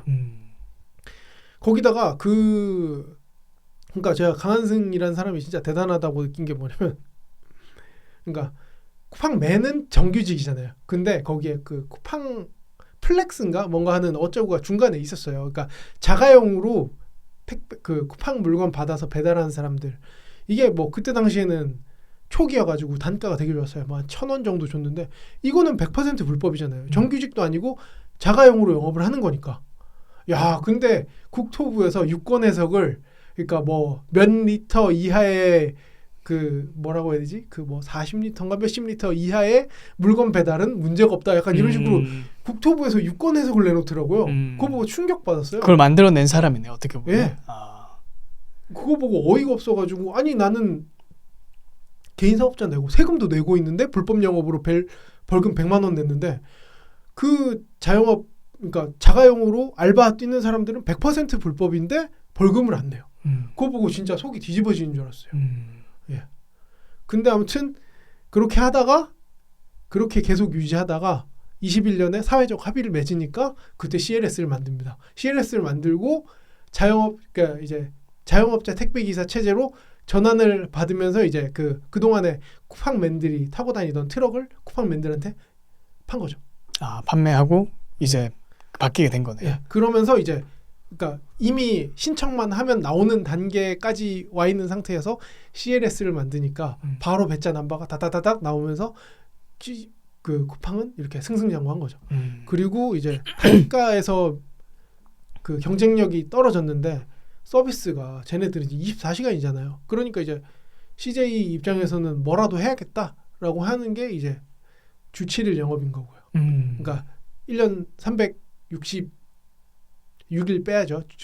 설날이랑 추석 6일 빼고 나머지 다 한다. 근데 이렇게 해도 사실 업태가 달라서, 그러니까 쿠팡은 자기네 물건을 파는 거고, 그러니까 자기들이 매입한 물건을 파는 거고, CJ는 플랫폼이란 말이에요. 그러니까 화주사가 물건을 줘야 물건을 배달하는 거잖아요. 이 업태가 다르다 보니까 똑같이 주 7일 영업을 해도 큰 유의미한 효과가 없어요. 차라리 단가를 내릴 수 있게, 그러니까 그 쿠팡보다 경쟁력 있을 만큼, 그러니까 제가 처음에 얘기했던 것처럼, 아까 얘기했던 것처럼, 그러니까 쿠팡은 좋은 서비스를 경쟁력으로 한다면 CJ는 낮은 단가를 경쟁력으로 해야 되는 거예요. 그러려면은 사실은 택배 기사가 지금은 최저 운임이라는 게 있단 말이에요. 근데 그 최저 운임도 저는 내릴 필요가 있다고 생각을 해요.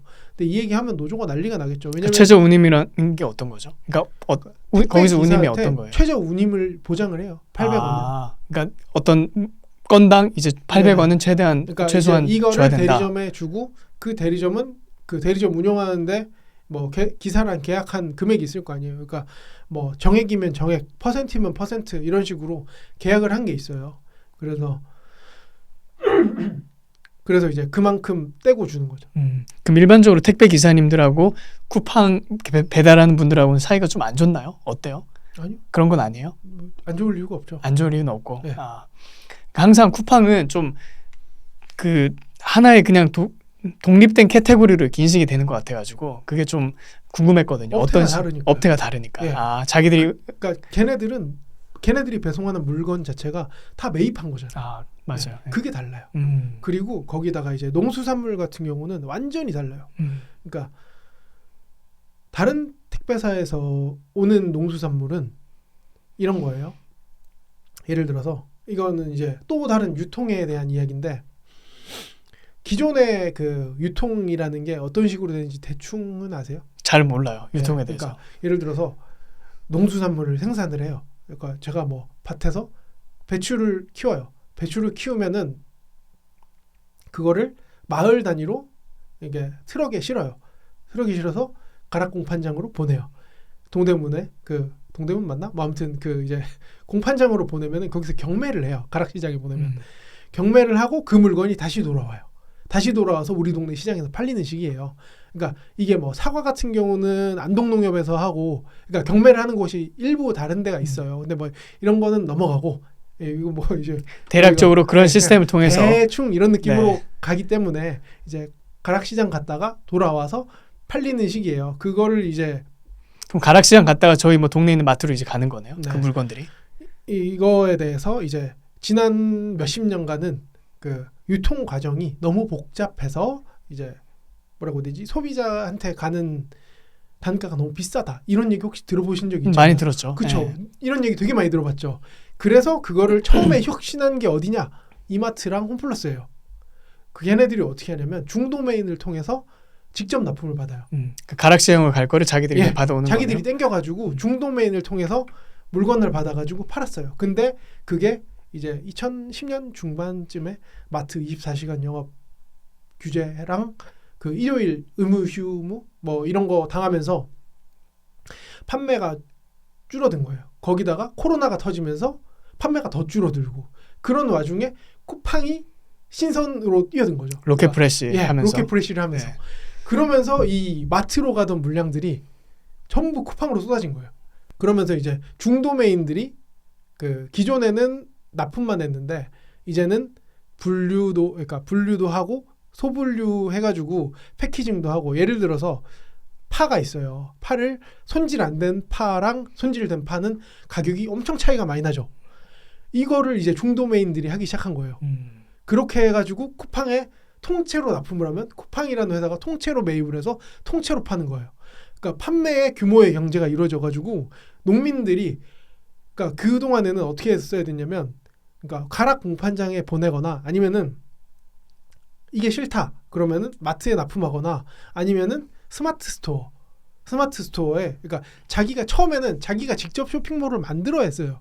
근데 그게 이제 스마트 스토어가 생기면서 스마트 스토어에다가 올리고 팔기만 하면 되는데 이것도 너무 힘든 거예요. 그러니까 농민이 농사만 짓기도 힘든데 소분류 해야 되고 박스 포장해야 되고 심지어 택배 물류 관리해야 되고 고객 관리까지 해야 되는 거예요. 미치는 거죠. 이걸 어떻게 농민이 해요? 제가 농촌 출신이라서 아는 거예요, 이거는. 근데 이거를 평생 농사만 짓던 아저씨가 어떻게 하냐고요. 못 하는 거예요. 근데 이거를 쿠팡에다가 팔면은 한방 해결이 되는 거예요. 대신에 단가가 낮아져요. 근데 판매를 걱정할 필요가 없는 거예요. 골치 아픈 거를 많이 덜어주는 네. 거네요. 그리고 가락시장에 보내는 것보다 조금 더 받아요. 그러면은 너무 농민들 좋죠. 입장에서 당연히 그러면 네. 좋아하겠어요. 그리고 요즘에는 중도메인들이 밭 단위로 그냥 밭대기라고 하거든요. 밭대기로 그냥 사가요. 그러면은 걔네들이 수확을 해가지고 다 이 소분류해서 이제 제가 아까 얘기했던 패키징하고 라벨 붙여가지고 다 판매해 주는 거죠. 그러면은 조금 줄어도 팔만 하잖아요. 그러니까 내가 판로를 걱정할 필요가 없고, 내가 고객 관리를 안 해도 되고, 내가 택배 관리를 일일이 안 해도 되고, 이러면 할만 하잖아요. 그래가지고 이제 쿠팡으로 넘어가는 거죠, 사람들이. 근데 쿠팡이 참 그런 의미에서 많은 혁신을 이뤄냈네요, 한국에서. 네, 전 그러니까, 사실 대단한 기업이라 생각을 해요. 네. 그러니까 정부에서 지금 이재명 정부에서도 발표를 했어요. 그 유통 과정을 줄여가지고 고객의 그 저거를 덜어주겠다. 지금 쿠팡이 하고 있는 건데 여기다가 지금 돈 내놓으라고 하는 게 이게 앞뒤가 안 맞잖아요. 그렇죠. 지금 또 쿠팡 죽이려고 뭐 안달이잖아요. 네. 그것도 진짜 말이 안 되는 게, 그러니까 뭐 독점 얘기 나오잖아요. 독점 나쁘죠. 나쁘다고 저는 사실 생각하지 않지만, 그러니까 아마존 같은 경우 시장에 독점을 했지만 고객한테 폐해가 없잖아요, 아직. 그러니까 저는 독점이 나쁜 게 아니라 독과점으로 인해서 가격에 대한 그 결정권을 기업이 쥐고 흔들 때 그게 문제라고 생각을 하는 사람이란 말이에요. 근데 쿠팡은 아직 안 그러고 있잖아요. 그래서 저는 문제가 아니라고 생각을 하고, 쿠팡이 지난 10년 정도를 무슨 제가 이제 상상도 할 수 없는 금액을 막 몇 조, 몇십 조 가까이를 투자를 해가지고 이제 수익이 나고 있어요. 근데 이제 수익이 나는 기업한테 야, 너 돈 버네? 기분 나빠. 돈 내놔. 그리고 청문회 나와서 굽신거려. 이러는 게 근데 그 쿠팡이 이번에 그 이재명 정부 관련해서 이렇게 대하는 거 보면 네. 확실히 좀 일반적인 대기업이랑 다르다 그런 느낌이 들어요. 아니 그게 아니라 저는 그러니까 이제 수익 난 지 1, 2년 된 기업한테 그러니까 투자한 돈이 한두 푼이 아니잖아요. 그러니까 하다못해 한 10년 되고 그러니까 좀 그 얘네도 이게 뽑고 그러니까 투자를 했으면 좀 뽑아야 될 거 아니에요. 하다못해 손익 분기라도 좀 넘겼을 때 그때 가서 이제 뭐라고 하면은 모르겠는데 좀 너무한 것 같아요. 그러니까 아니 그 이런 식이면은 누가 한국을 믿고 투자를 하겠어요. 그러니까 이거는 지금 외국에서 바라봤을 때 아 얘네는 뭐라고 해야 되지? 기업이 그러니까 외국에서 투자가 들어가서 이익을 보려고 하자마자 이렇게 하는구나 라는 게 이제 외국인의 시선일 거 아니에요. 그러니까 한국인의 시선으로만 보지 말고 세계적으로 봐야 될 거 아니에요. 근데 이렇게 되면 누가 한국을 믿고 투자를 하겠어요. 저는 이게 되게 위험한 행동이라고 생각을 합니다. 아, 시그널을 주는 예. 것 차원에서도 예. 굉장히 위험한 행동이다 이렇게 네, 보시는 이거는 거네요. 진짜 이런 식으로 하면 안 된다고 생각을 해요. 근데 저는 뭐 그 김범석 CEO가 이렇게 네. 대응하는 거 보니까 참 재밌더라고요. 그리고 그 사람이 확실히 그 미국인이라서 그런지 네.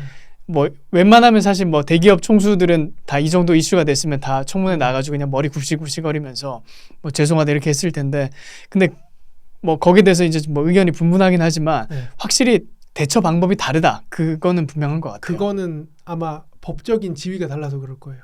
그 동일인 지정 뭔지 아시죠? 아, 네, 맞아요. 네. 거기는 그러니까, 회사가 지금 동일인으로 지정돼 있잖아요. 네, 그래서 네. 뭐 SK 같은 경우는 최태원이 뭐 그렇죠. 동일인 지정이 돼 있을 거고 회장이니까. 저기는 이재용이 돼 있는데. 뭐 한화는 김승현 회장님이 있을 거고 뭐 이런 식으로 동일인 지정이 돼 있는데 쿠팡 같은 경우는 동일인 지정이 안 돼 있기도 하고 예.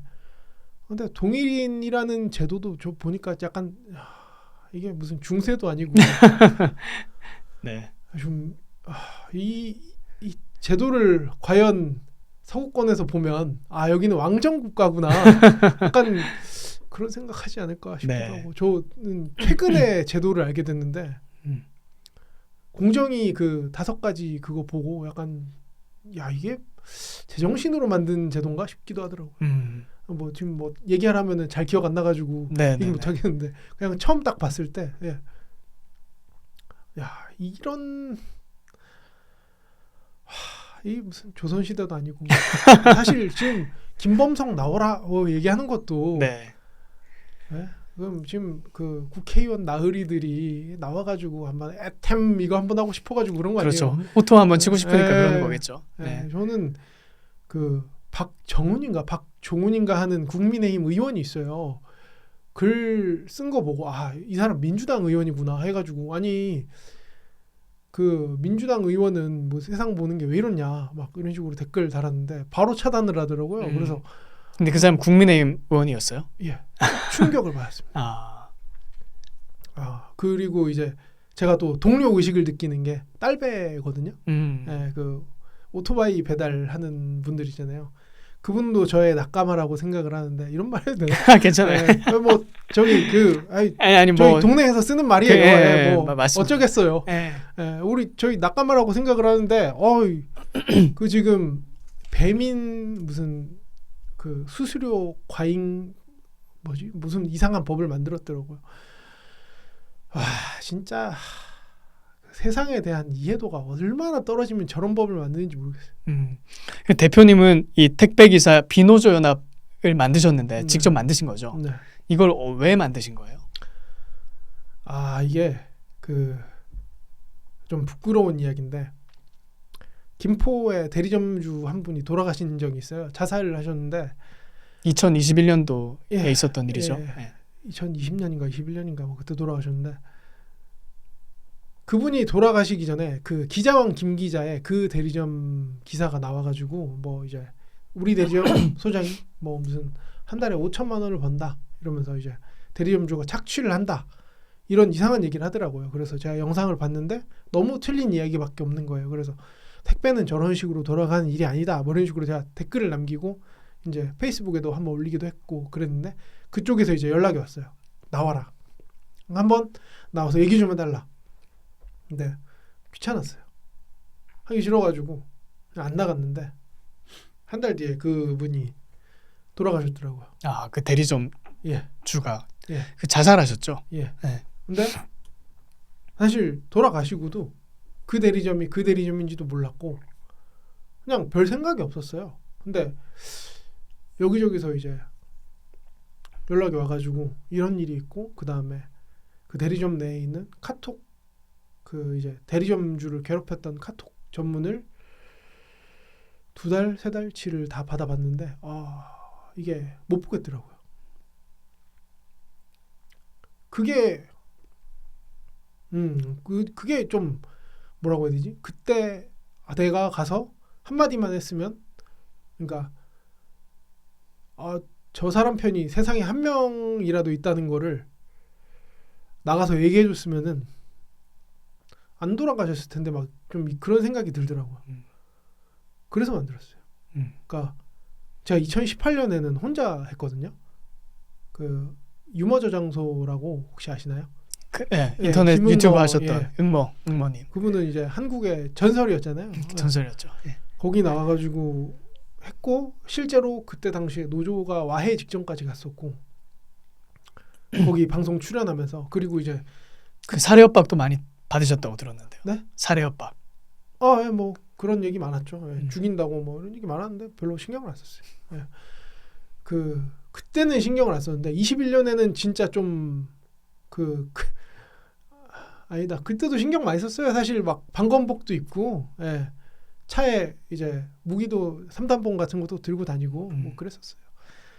근데 21년이 진짜 조금 위험했었긴 하죠. 예. 근데 뭐 아무튼 그때 저기 대리점주 돌아가시고 나서 그때부터 좀 본격적으로 뭔가 해봐야겠다. 예, 그런 생각을 했죠. 그러면 거기서 어떤 활동을 하고 싶어서 이걸 만드신 건가요? 그 계기는 이제 설명해 주셨고. 그때 이제 제일 문제가 노조가 대리점을 뺏는 거였어요. 그러니까 노조가 생기고 노조 필증을 받고 나서 문제가 된 게 뭐냐면 노조가 생기고 나서 그 노조 같은 경우는 계약 주기가 6년이더라고요. 근데 대리점주는 계약 주기가 2년이에요. 그러면은 무슨 일이 생기냐면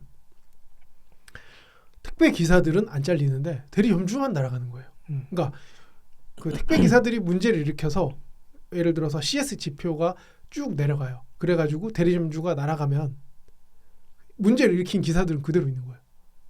그 문제가 있네요, 진짜. 시스템에 이상하잖아요. 이상하네요. 예. 그러니까 대리점주가 날아가는 이유가 대리점의 기사들 매니지먼트를 제대로 못해서 그러니까 지표가 낮으면은 날아간단 말이에요. 계약이 무산이 돼요. 재계약을 안 해줘요. 근데 그렇게 해가지고 대리점주가 날아가면 이 문제를 일으킨 기사들은 왜 안 날아가요? 이상하잖아요. 계약이 그렇죠. 되게 이상하잖아요. 그래가지고 뭐라고 해야 되지? 이게 진짜 하나부터 열까지 다 이상해지는 거예요. 이런 거 저런 거 다 고쳐보고 싶어가지고 이제 활동을 시작했는데 하나도 안 됐죠. 네. 사실 이 얘기를 하면은 어떻게 들으실지 모르겠는데 윤석열이 저는 그 사람을 대통령이라고 부르고 싶지도 않고 진짜 인간이 아니라고 생각을 하거든요. 예. 그 사람이 모든 걸 다 망쳤죠. 그 택배 업계에 대해서는요? 그러니까 아니 이제 그때 당시에 2021년에 이재명이 먼저 노조 편을 들었어요. 이 추운 겨울에 파업하는 저런 분들 없게 하겠다. 그래서 그러면은 우리도 사이드가 필요하다. 당시 대선 중이었고 그래서 저희는 저희대로 이제 협상을 한 거죠. 이렇게 해서 하면은 도와줄래? 그래서 도와줄게. 해가지고 저희는 이제 윤석열 쪽에 붙은 거고 그래가지고 그러니까 여기 택배기사 비노조 연합이 윤석열 쪽에 붙었다는 말씀이죠. 예, 그렇죠. 그러고 아니 그때 당시에 여론이 얼마나 안 좋았냐면, 그러니까 물류가 마비가 됐잖아요. 물류가 마비가 되니까 그때 이제 쿠팡이 급성장한 것도 있는데, 그걸 떠나서 한경호에서 택배 노조를 비난하는 기사가 그러니까 옹호하는 기사가 안 나왔어요. 그 정도로 여론이 안 좋았다고요. 그러니까 한경호가 버렸어요, 택배 노조를. 그 정도로 여론이 안 좋은 상황에서 제가 치고 나오니까 온 언론이 저를 주목했던 거고, 그래가지고 원희룡 지사, 뭐 예찬이 형 뭐 이런 사람들이 막 저 보러 오고 막 난리가 났던 거예요. 그런 상황에서 이제 제가 이제 윤석열 후보를 이제 샤라웃하고 심지어 찬조 연설까지 하고 이렇게 해가지고 저는 나름의 합의가 된 상태였다고 생각을 했거든요. 왜냐면 저는 선대 본부장이랑 얘기를 했잖아요. 이렇게 해서 도와주겠다라고 했었고, 그러고 나서 그 양반이 국토부 장관이 됐고, 뭘 했어요 그 다음에? 아무것도 안 했어요. 그리고 심지어 약 올리는 것도 아니고 교통공단 이사를 하라고 제의가 왔어요. 그래서 물어봤죠 제가. 아니 세상에 나는 고졸인데 내가 그런 공직에 가도 괜찮냐? 비상임이라서 괜찮다. 예? 하고 싶은 의지만 있으면 된다. 그래서 그러면 한번 해보겠다 했는데 한 몇 달 있다가 낙하산 논란이 있어서 미안하다, 안 되겠다, 이따위 소리를 하는 거예요. 그러면 처음부터 전화를 하지 말든가, 아니면은 내가 고졸이라서 안 된다고 하든가. 제안을 해놓고 예. 자기들이. 예, 이 사람 약 올리는 그게 것도 원희룡이에요? 원희룡이 예. 제안을 했어요? 그 양반은 진짜 하고 싶은 말은 많은데. 그러면 그때 당시에 어떤 부분에 합의가 있었던 건가요? 아니, 어떤 부분에 뭐 예? 필증 회수는 못 하더라도 네. 그 해물법이라든가 여기에서 이제 문제가 되는 조항들이 있으니까, 지금 어디 얘기하라고 하면은 정확한 법 조항을 얘기할 수는 없죠. 근데 당시에 이런 부분에서 애로사항이 있으니까 이걸 네. 좀 반영해 달라. 심지어 그때는 제가 노동법, 생활물류서비스안전법, 그 다음에 화물운수법 다 뽑아가지고 어디가 문제가 된다, 이거 막 당시에 이제 국회의원들이랑 얘기하고 막 그랬어요. 근데 아무것도 안 바뀌었단 말이에요. 바꿔줄 것처럼 얘기하더니 지방선거도 이겼고 막 했는데 아무것도 안 해주고. 그리고 이제 그때 당시에 제일 화급했던 이슈가 뭐냐면 터미널이에요. 터미널. 그러니까 택배기사가 그때도 과로사가 이슈였단 말이에요. 근데 택배기사들의 그 노동시간에 가장 큰 문제가 뭐냐면 터미널이 멀다는 거예요. 택배기사들이 터미널이 너무 머니까, 그러니까 미국 같은 경우는 그런 물류서비스 산업 보고 라스트 1마일이라고 하잖아요. 라스트 1마일 이런 얘기 하잖아요. 근데 한국도 마찬가지잖아요. 이 라스트 1마일이 되어야 되는데 라스트 50마일이 되는 거예요. 물건을 가져오는데 50 이렇게 엄청나게 가가지고 50km를 가야 돼요 지금. 환장을 하는 거예요. 그러니까 택배기사들의 그 과로사를 얘기하려면 가장 근본적인 문제는 시내에 터미널을 짓게 해줘야 돼요.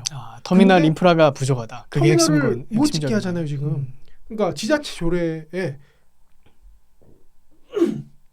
무슨 혐오시설 뭐 이런 걸로 분류돼 있대요. 물류시설이. 물류 창고, 그 다음에 물류 집배시설 이런 게 그 혐오시설로 분류돼 있어서 큰 차 들어오고 이러니까 이거를 이제 다 시내에서 내보내잖아요. 아니 니들이 받을 물건인데 터미널이 여기 없으면 니들이 빨리 못 받으니까 니들이 손해인데, 이 얘기를 설득을 못하는 거예요 정치인들이. 그게 제일 핵심이네요. 그러면 예. 그러니까, 터미널을 도시 안에 짓는 거. 예, 아니 터미널이 도시 안에 없으면은 배달을 어떻게 해요? 지금 제가 알기로 지금 제일 먼 데가 금천이에요. 금천구 물건을 오이도에서 받아와요. 이게 말이나 돼요? 아니 출퇴근 시간이 막 2시간씩 걸려요. 그러니까 출퇴근 시간이 아니라 편도 1시간 반에서 2시간. 혹시 다른 나라 경우는 어떤가요? 그 도시 안에 그렇게 터미널 짓는 게 허용이 되나요? 모르죠 저는. 그래요? 안 찾아봤으니까. 그러니까 저도 궁금하네요. 그게 한국만 그런 건지. 기본적으로 네. 미국은 라스트 1마일이라고 그러잖아요. 아니 저는 그러니까 도시 안에 터미널을 못 짓는다는 게 이해가 안 되는 거예요. 아니 지금 그렇죠. 그게 실제 혐오 시설도 아니고 무슨 뭐 화학 공단도 아니고. 그러니까 아니 저는 지금 우리나라, 그러니까 또 딴 얘기로 새는데 우리나라 정치인들이 다 병신이라고 생각을 하거든요. 그거에 동의합니다. 가장 큰 이유가 뭐냐면 일단 레미콘 공장 다 사라졌죠. 서울 시내에. 마지막 하나 삼표 시멘트인가 거기에 없어졌잖아요. 그러면은 건물 어떻게 지어요? 건물 어떻게 지어요? 레미콘은 90분 내에 가야 돼요. 제가 목수도 했었거든요. 그 고등학교 때부터 노가다면서 아니 90분 내에 부어야 되는데 90분 내에 어떻게 갈 거예요? 그러면은 해결 방법은 하나뿐이에요. 야간에 하는 거. 근데 레미콘 기사들이 예전에 뭐 했는지 알아요? 8호 운동이라는 걸 했어요. 나는 8시부터 5시까지만 일하겠다. 이렇게 깝치다가 어떻게 되는지 알아요? 레미콘 기사들 다 그지 돼가지고 우리 이거 안 할 테니까 일 좀 주세요. 이렇게 지금 바뀌었단 말이에요. 그럼 야간에 지금 계속 배달하고 있는 거예요? 그 레미콘을? 그건 모르겠어요. 이거 그만하겠다라고 뉴스가 나온 것까지 봤어요. 그러니까 저는 이제 목수를 그만둔 지 오래됐고 그때 당시에 옛날에는 8호 운동하고 막 그랬어요. 이 멍청한 것들이. 자기들 목 조르는지도 모르고. 그러니까 똑같은 거예요. 그러니까 최저임금도 올라가면 어떻게 돼요? 제일 일 못하는 애들 먼저 나가리 되는 거예요. 예? 처음이 노인일 거고 노인 장애인일 거고 그 다음이 젊은 애들이죠. 자기들 일자리가 없어진 이유가 뭐예요? 최저임금을 올리니까. 이러면은 또 그 얘기 하겠죠. 최저임금은 물가에 반영이 되지 않는다. 이런 또 멍청한 소리를 하는데 한국같이 경제 규모 작은 나라에서는 바로바로 올라가요. 아니 원가가 올라가는데 어떻게 판가가 안 올라가요? 그러니까 공장이 다 해로 나가는 거 아니에요? 예? 그렇죠. 네. 우리 애들 제 또래 애들 90년생까지는 대학교만 나오면 여기 한 수원에 아주대 정도 경기대에 나와도 대기업에 취업 잘만 했어요. 근데 94년생 저랑 같이 유도하던 동생들 저 체육관 다녔었으니까 94년생 96년생 1년 지나갈 때마다 애들이 처음에는 94년생까지는 당연히 자기가 대기업 취업할 줄 알았는데 애들이 진짜 막 1년 2년 피똥 싸가면서 해가지고 토익 토플 점수 이빠이 올려가지고 겨우 취업을 하고 96년생 정도 되니까 대기업에 취업을 못해요. 이 수원권의 학교로는. 물론 성균관대가 있긴 하지만 애들이 취업을 못해요. 그리고 이제 와서는 애들이 그냥 취업을 못해요. 그냥. 공채가 없잖아요 이제. 애들이 취업을 못해요. 왜 이렇게 됐어요? 예? 그 시작이 해야 될 걸 안 해서 그런 거예요. 그러니까 시내에는 시멘트 공장은 물론 지방에 있는 거고 레미콘 공장이 있어야 돼요. 시내에는 레미콘 공장이 있어서 낡은 건물은 때가 되면 부수고 재개발을 해서 거기에 집을 지어야 하고, 예? 그러니까 그런 새로운 시설들이 들어오면 거기에 따른 전기 수요가 늘어날 거 아니에요. 그러면 그런 만큼 전기를 더 공급해야 되고, 예? 그렇게 사람이 더 들어오고 공장이 더 생기면은 거기에 깨끗한 물을 공급할 댐이 필요해요. 저수지가 필요하고. 그러면은 댐을 더 지어야죠. 그러니까 우리는 계속 발전하고 있잖아요. 발전하는 만큼의 인프라를 계속해서 깔아줘야 된단 말이에요. 이거를 거부하는 거예요. 미친놈들이. 이거를 그리고 정치인들이 설득을 안 해요. 그러니까 정치인이라는 직업은 직업 정치인이라면은 이 국민들을 설득을 해야 돼요. 그러니까 이거를 보상을 하던가 아니면은 더 나은 인프라로 보답을 하던가 아니면은 여기에 사는 사람들의 그 지대를 올리던가 이런 식으로.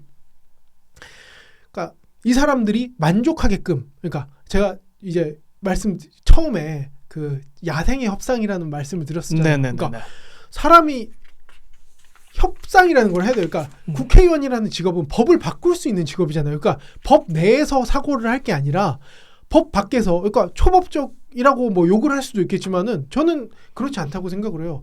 필요하면 법을 바꿔야죠.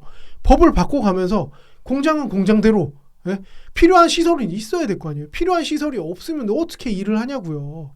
예? 아니 지금 강남의 집이 무슨 100억 이렇다면서요. 압구정 현대 이런 데가 80억 100억 이렇게 한다면서요. 그런 이유가 뭐예요?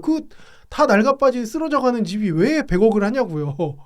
없으니까. 좋은 집이 없으니까. 그러면은 강남에 필요한 거는 84제곱 그런 국민 평형의 집이 아니라 200제곱 300제곱. 그러니까 지금 수요가 몰린 게, 그러니까 그런 초고급 공급이 없어서 그런 거잖아요. 그 공급이 없는 이유? 사람들이 눈꼴시다고 자꾸 뭐라고 하니까.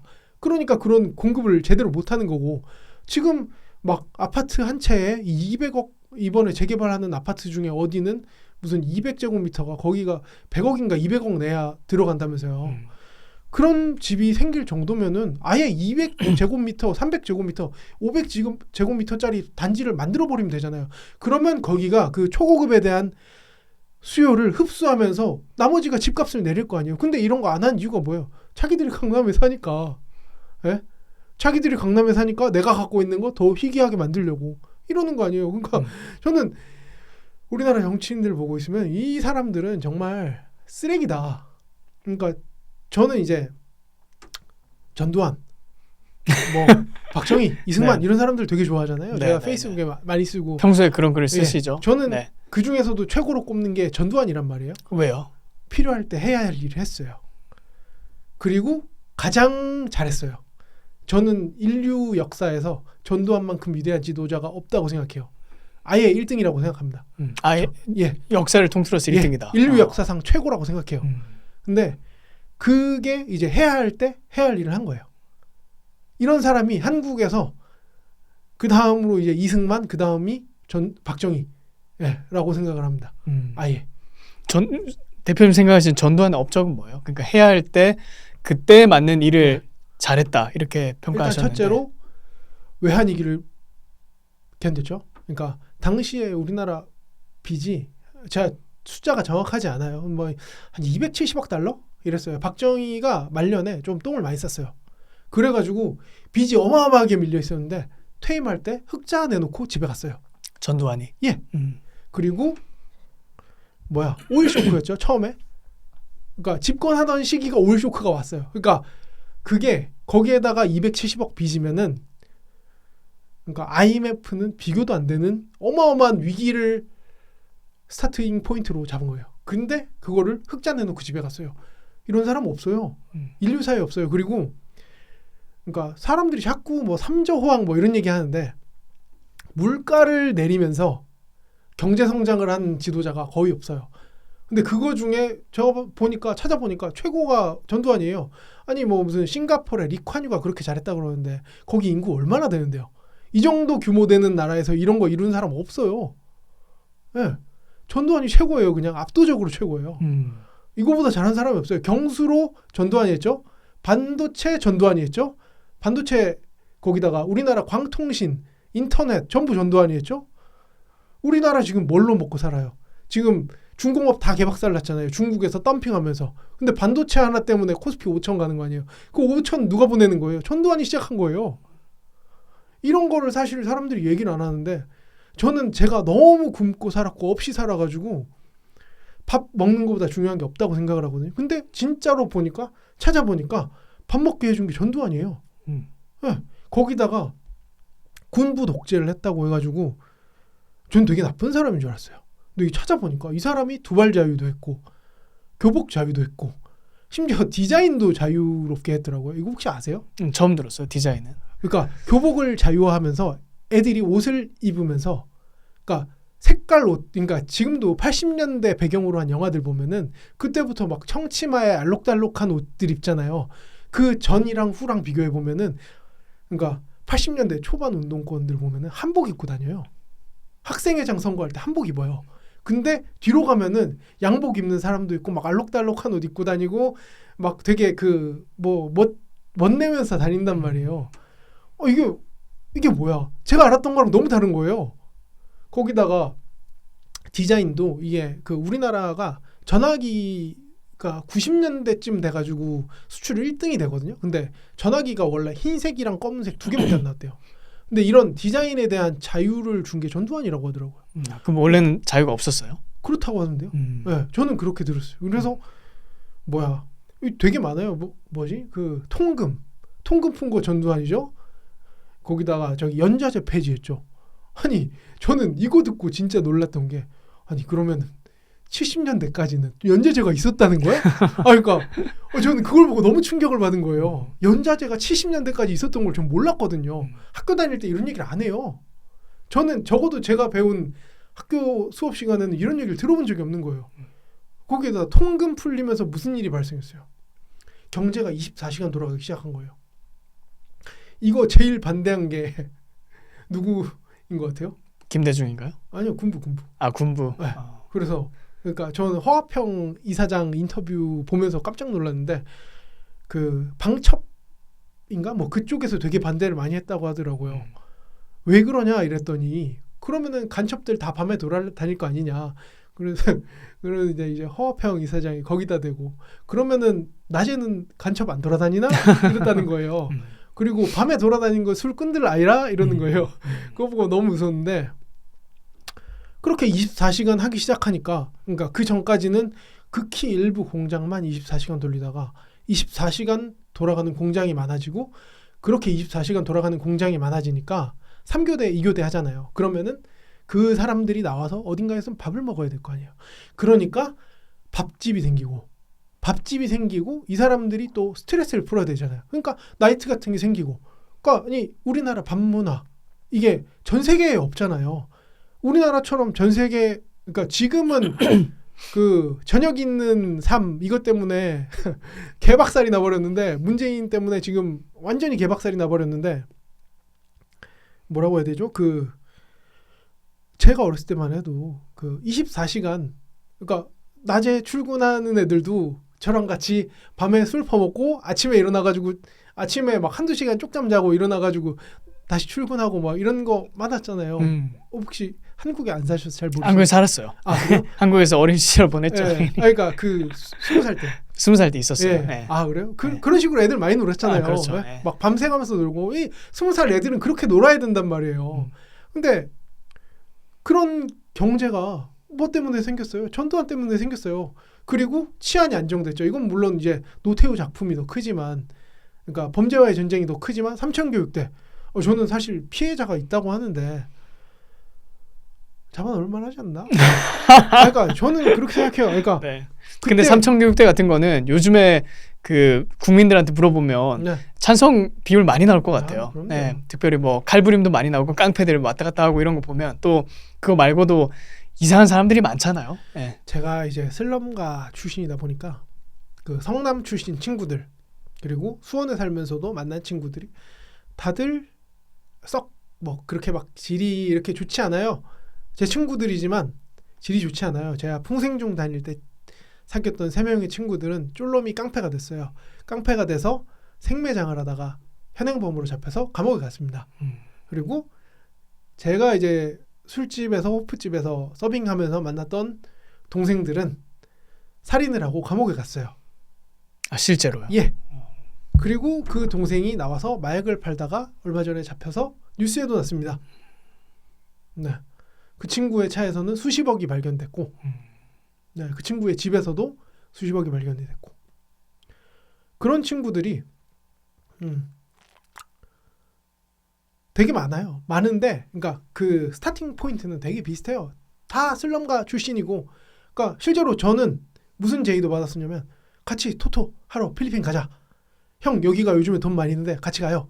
이런 얘기 들었고 그 다음에 이제 제가 그 한참 호프집 서빙할 때 이런 얘기를 실제로 같이 가자고 얘기를 여러 번 들었고 그 다음에 강원랜드에 그러니까 같이 일하던 친구의 그 동생의 어머니가 강원랜드에서 전당포 하셨어요. 그러면서 이제 그런 얘기 듣고 뭐 그 고등동, 지동, 세류동 여기 사는 동네에 그때 살던 애들은 다 이런 얘기를 알고 있어요. 그리고 이제 그런 친구들이 지금은 약 장사도 하고 뭐 그러다가 잡혀가고 이러고 있단 말이에요. 다 그런데 같은 그 같이 일하던 친구들 중에 공장에 취업한 친구들도 있어요. 근데 그 친구들은 지금도 잘 살아요. 그러니까 저는 갔다가 재미가 없어서 못 하겠더라고요. 도망 나왔어요. 그때 당시에 이제 월급을 270만 원을 주는 공장이었는데 필코전자라고 삼성의 1차 하청이었거든요. 근데 저는 거기서 도망 나왔어요. 일하기가 싫어서 재미가 없어서 그러고 택배를 한 거예요. 근데 당시 이제 거기서 버티고 버틴 애들은 지금 되게 잘 살아요. 아파트 사가지고 떵떵거리면서 산단 말이에요. 이게 진짜 그 다 같이 놀던 애들인데 이렇게 갈라진 이유가 뭔가? 경제가 박살나니까. 근데 그런 괜찮은 일자리만 있으면 된단 말이에요. 그 제가 아까 낙가마라고 했던 딸배 친구들 있잖아요. 그 감옥 갔다가 그래도 자기가 성실하게 먹고 살겠다고 그 딸배하는 애들이 있단 말이에요. 걔네들 저 아는 동생들이나 뭐 형들 중에 대리점 하는 친구들도 있고 그런데 거기 얘기 들어보면은 진짜 감옥 갔다 와서도 성실하게 사는 애들이 극히 일부지만 있긴 있어요. 걔네들이 딸배하는 거예요. 나름 열심히 살아요. 자기들 최선을 다해서 살아요. 그렇게 해가지고 막 하루에 12시간, 14시간, 16시간 막 이렇게 오토바이 타면서 돈 벌고. 그 사실 대표님 말씀하신 얘기를 들어보면 예. 그 성장 배경이나 예. 이렇게 평소에 말씀하시잖아요. 예. 그러면 일반적으로는 그냥 핑계도 많이 될 것 같거든요. 아, 네. 난 이것 때문에 안 됐어. 내가 이런 것 때문에 힘들었어. 이러면서 좀 피해자 코스프레도 좀 하고 예. 그게 사실 우리나라에서는 좀 많이 각광을 받잖아요. 그걸 비즈니스하는 사람들도 많고 예. 동정 여론을 이렇게 막 끌어내가지고 자기가 예. 피해자인 마냥 예. 피해도 아닌데 가만히 뜯어보면 피해도 아닌데 괜히 피해자가 돈이 되는 세상이잖아요, 사실. 예. 근데 대표님은 뭐 거기에는 비교가 안 될 정도 실제 뭐 고생도 많이 하셨고 또 말씀하신 거 들어보면 참 그 평지풍파를 많이 겪으셨는데 그 가운데서 어떤 마인드를 가지고 살아가셨던 건가요? 그러니까 일반적으로 그런 환경이라면 많은 사람들은 그냥 피해자 코스프레 하면서 난 이것 네. 때문에 안 돼, 저것 때문에 안 돼, 이래서 난 안 됐던 거야. 사회 탓하고 뭐 정부 탓하고 이런 게 일반적일 것 같거든요. 근데 좀 다르신 것 같아요, 대표님은. 그러니까 이게 좀 어떻게 보면은 저도 잘 모르겠어요. 그러니까 그 남 탓을 저도 고등학교 때까지는 되게 많이 했던 것 같은데 노가다를 시작하면서 달라진 것 같아요. 네, 그게 제일 그게 언제였죠? 노가다. 고1 때부터. 고1 때. 고1 때부터 이제 노가다 시작해가지고 처음에 인테리어 보조하고 아니다. 처음에는 용인 경전철 그 측량 보조로 갔거든요.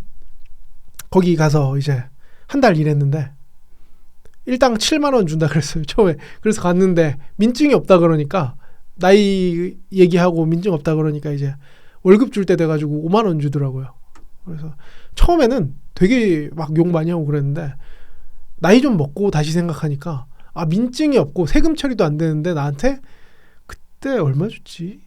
100만 원 정도 줬던 것 같은데 한 20일 일했으니까 방학 동안에 그래도 이 정도라도 준 게 어딘가 약간 그런 식으로 약간 생각이 바뀌더라고요. 세금 처리가 안 되는데 그러니까 거기가 그 뭐라고 해야 되지? 뭐 그 구멍가게 이런 회사가 아니라 꽤 규모가 있는데요.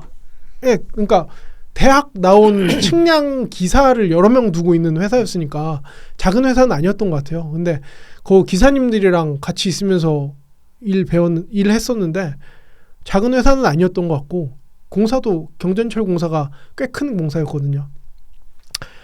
거기서 이제 세금 처리도 안 되는 애 뽑아서 데려다 써준 게 어딘가 약간 이런 식으로 생각이 바뀌더라고요. 그때 이제 막 술도 얻어먹고 뭐 이제 뭐 그랬었는데 그러고 나서 이제 인력사무소 나가면서 물탱크 청소를 제일 많이 했고 공장 청소 그 다음에 뭐 했지 또 뭐 이것저것 많이 했어요. 뭐 식당 서빙도 하고 호프집 서빙도 하고 또 회사에 들어가서 또 일하시기도 하고요. 아까 필코 뭐 필름인가요? 거기는 그냥 가자마자 아 이거 못하겠다 이러고 도망친 거고 그냥 이제 그 인력사무소에는 22살인가 3살 때 갔었는데 이제 택배를 했다가 그만뒀다가 다른 택배사 들어갔다 이런 식으로 하면서 이제 중간에 왔다 갔다 했는데 그러니까 잠깐만요. 아 헷갈려.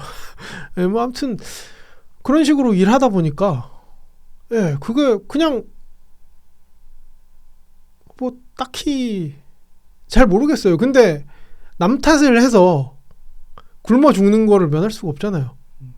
그러니까 아니 그 저희 집이 진짜 가난하기도 했지만은 엄마가 홀어머니시거든요. 그래가지고 이제 그때는 이제 사남매였는데 엄마가 일을 못하면 집이 굶어야 돼요. 그리고 막 그때 이제 전화가 끊겼나 수도가 끊겼나 전기가 끊겼나 막 저도 정확히 기억이 안 나는데 아무튼 06년인가 07년까지는 돈 못 내면 막 끊기고 그랬거든요. 지금은 요즘에는 안 끊는다고 하더라고요. 예, 근데 그때는 막 끊기고 그랬었는데 그래가지고 일을 하러 가고 그래서 이제 밥 먹고 뭐 그랬었는데 그러니까 실제 그 월급 일해가지고 돈을 안 받아서 전기세나 물세를 못 내면 이제 끊기니까 네. 당연히 일을 하러 가야 되는 상황이었다. 예, 그러니까 남 탓 뭘 해야 되는지도 몰랐던 것 같아요. 예, 그러니까 예. 그게 혹시 유전자로 생각하세요? 아니면 누구한테 배우셨어요? 아니 그냥 근데 그런 환경 가운데 충분히 남탓해서 삐뚤어지는 사람들 많이 있잖아요. 근데 저는 그게 참 그러니까 남 탓을 어떻게 해야 되냐고요. 그러니까 돈이 없어서 그러니까 전기가 끊기고 집에 쌀이 없어요. 그러니까 무슨 남 탓을 어떻게 해야 되는 거예요? 그러니까 제가 일을 하러 가면은 거기 사장님이 밥을 줘요. 그러면은 기사식당 같은 데 가요. 그러면은 제육 하나 시켜가지고 둘이 나눠 먹는단 말이에요. 그러면은 저는 밥을 한 4공기 5공기 먹어요. 왜냐면은 그게 유일한 밥이니까. 그래가지고 미친 듯이 먹는단 말이에요. 그러면은 거기에 무슨 남 탓을 어떻게 해요? 그러니까 좋잖아요. 일하면은 돈 벌고. 그리고 그 돈을 내가 갖고 있으면은 집에서의 발언권이 커져요. 왜냐면 엄마가 아파서 일을 못하니까 내가 돈을 주면은 내가 갑이잖아요. 예. 뭘 남 탓을 어떻게 해야 되는지 모르겠어요. 그러니까 그때 당시에는 그 용어도 달랐어요. 지금은 뭐 기초생활수급자 이랬는데 그때는 영세민이었단 말이에요. 그러니까 정부에서 뭘 해준다 이런 게 없었어요. 애초에. 예. 그리고 그 제가 이제 보수 뭐 이런 거에 눈을 뜬 게 그거거든요. 저기 무상급식. 그러니까 이 뭐라고 하지? 내가 뭔가라는 걸 깨달으려면은 비교군이 있어야 되잖아요. 근데 그 비교를 처음으로 했던 게 아마 무상급식이었던 것 같아요. 근데 무상급식 때 저 빼고 친구들이 그러니까 한 명은 얘기를 안 하고 나머지 친구들이 다 무상급식은 해야 된다 뭐 이러더라고요. 근데 그 중에서 영세민 저 하나밖에 없었거든요. 근데 영세민인 제가 저걸 왜 해? 라고 했는데 나머지 애들이 다 대학을 먹은 애들이니까 저만 약간 쓰레기가 된 거예요. 약간 왕따 비스무리하게 되고 공감 능력 없는 사람 취급받았던 거예요. 아니 내가 거진데 니들은 다 부자인데 그러니까 제 기준 되게 잘 사는 애들인데 적어도 밥 걱정은 태어나서 한 번도 해본 적 없는 애들이 저한테 막 뭐라 그러는 거예요. 아니 공감 능력은 그렇게 따지면 니들이 없는 거 아닌가? 이 생각이 들 수밖에 없죠. 그러면서 뭐 이렇게 좀 그러니까 비교구 친구들이랑 얘기하면서 좀 이쪽으로 점점 좀 쏠린 것 같아요. 아 보수 쪽으로요? 네. 어쨌든 현실을 살아가다 보니까 네. 자연스럽게 뭐 남 탓을 할 시간이 없었다 이렇게 그것도 그렇고 이렇게 보는 게 맞겠네요. 저기 뭐야 거지 친구들이 그러니까 취직을 한 애랑 취직을 안 한 애나 못한 애랑 이렇게 나뉘잖아요. 그러니까 안 한 애도 되게 많아요. 그러니까 좀 뭐라고 해야 되지? 한량으로 사는 친구들도 많고 이제 이 친구들이 그러니까 취업할 능력이 안 되고 그러니까 수원에서는 그때 당시에는 공장이 되게 많았단 말이에요. 그래서 출석만 개근이면은 어지간하면 다 취직이 됐어요. 그 수원 공고 나오면은 삼성에서 받아주고 막 이런 거 되게 많았단 말이에요.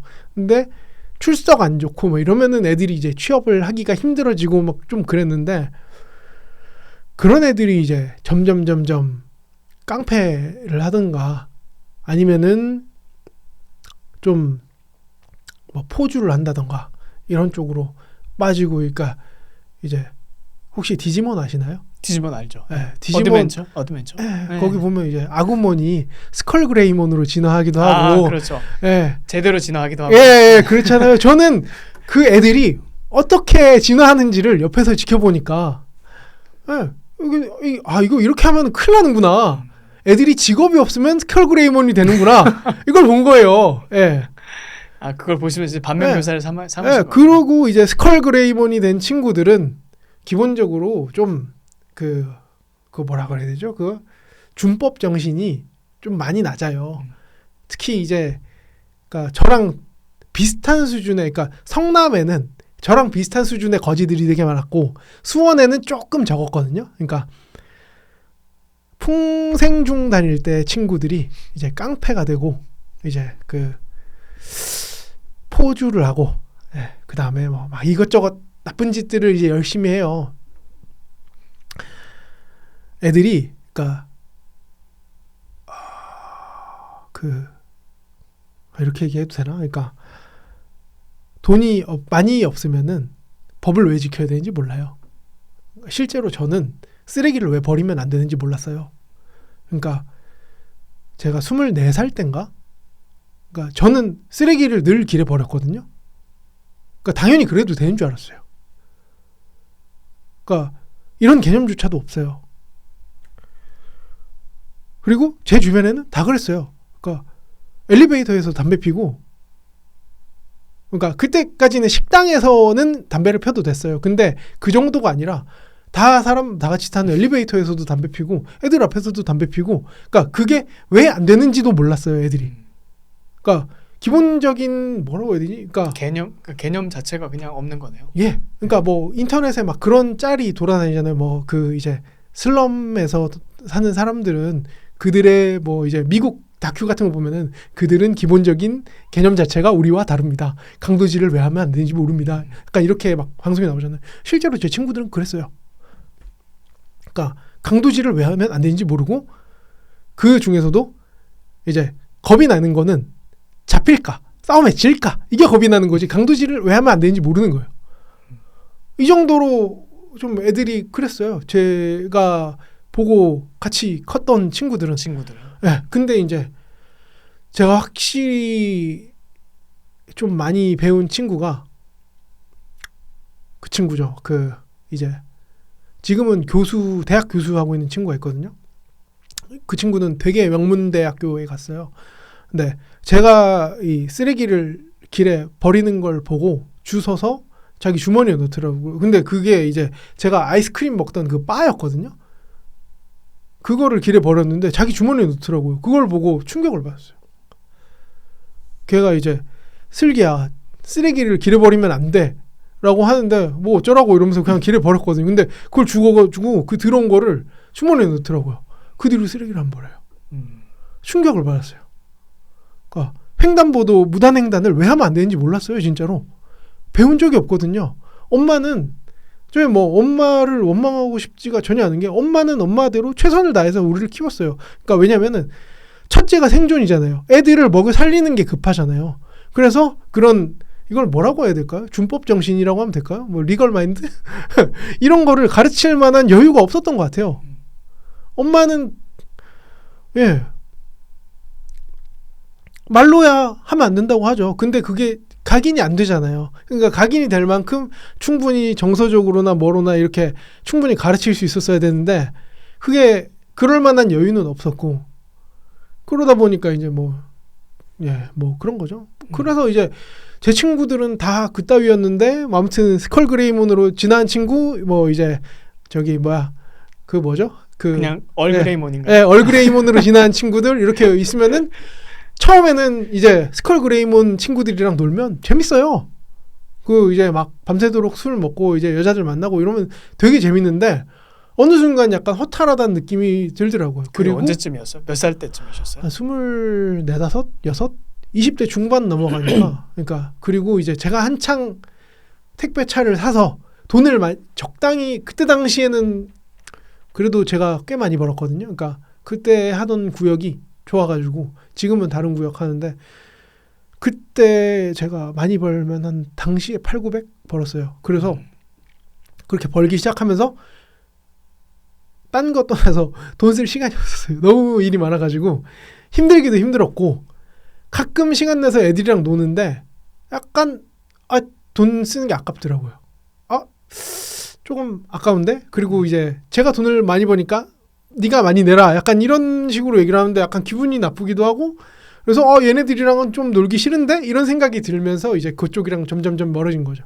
그러면서 이제 이 잘 지나간 친구들이랑 놀기 시작했는데 그게 이제 제 인생을 많이 바꿔준 것 같아요. 그러면서 이제 술 먹으러 안 다니고 그냥 그 친구들이랑 PC방 다니고, 그러면서 이제 하루 종일 게임만 하고 일하시고 이제 주무시고 또 게임하고. 그래서 이제 사실 약간 부끄러운 얘기지만 이제 게임하다가 늦잠 자서 지각하고 욕 먹고 뭐 그런 일도 많긴 했는데 술 먹고 다니는 것보다 훨씬 낫죠. 훨씬 낫죠. 네. 그래서 그렇게 살면서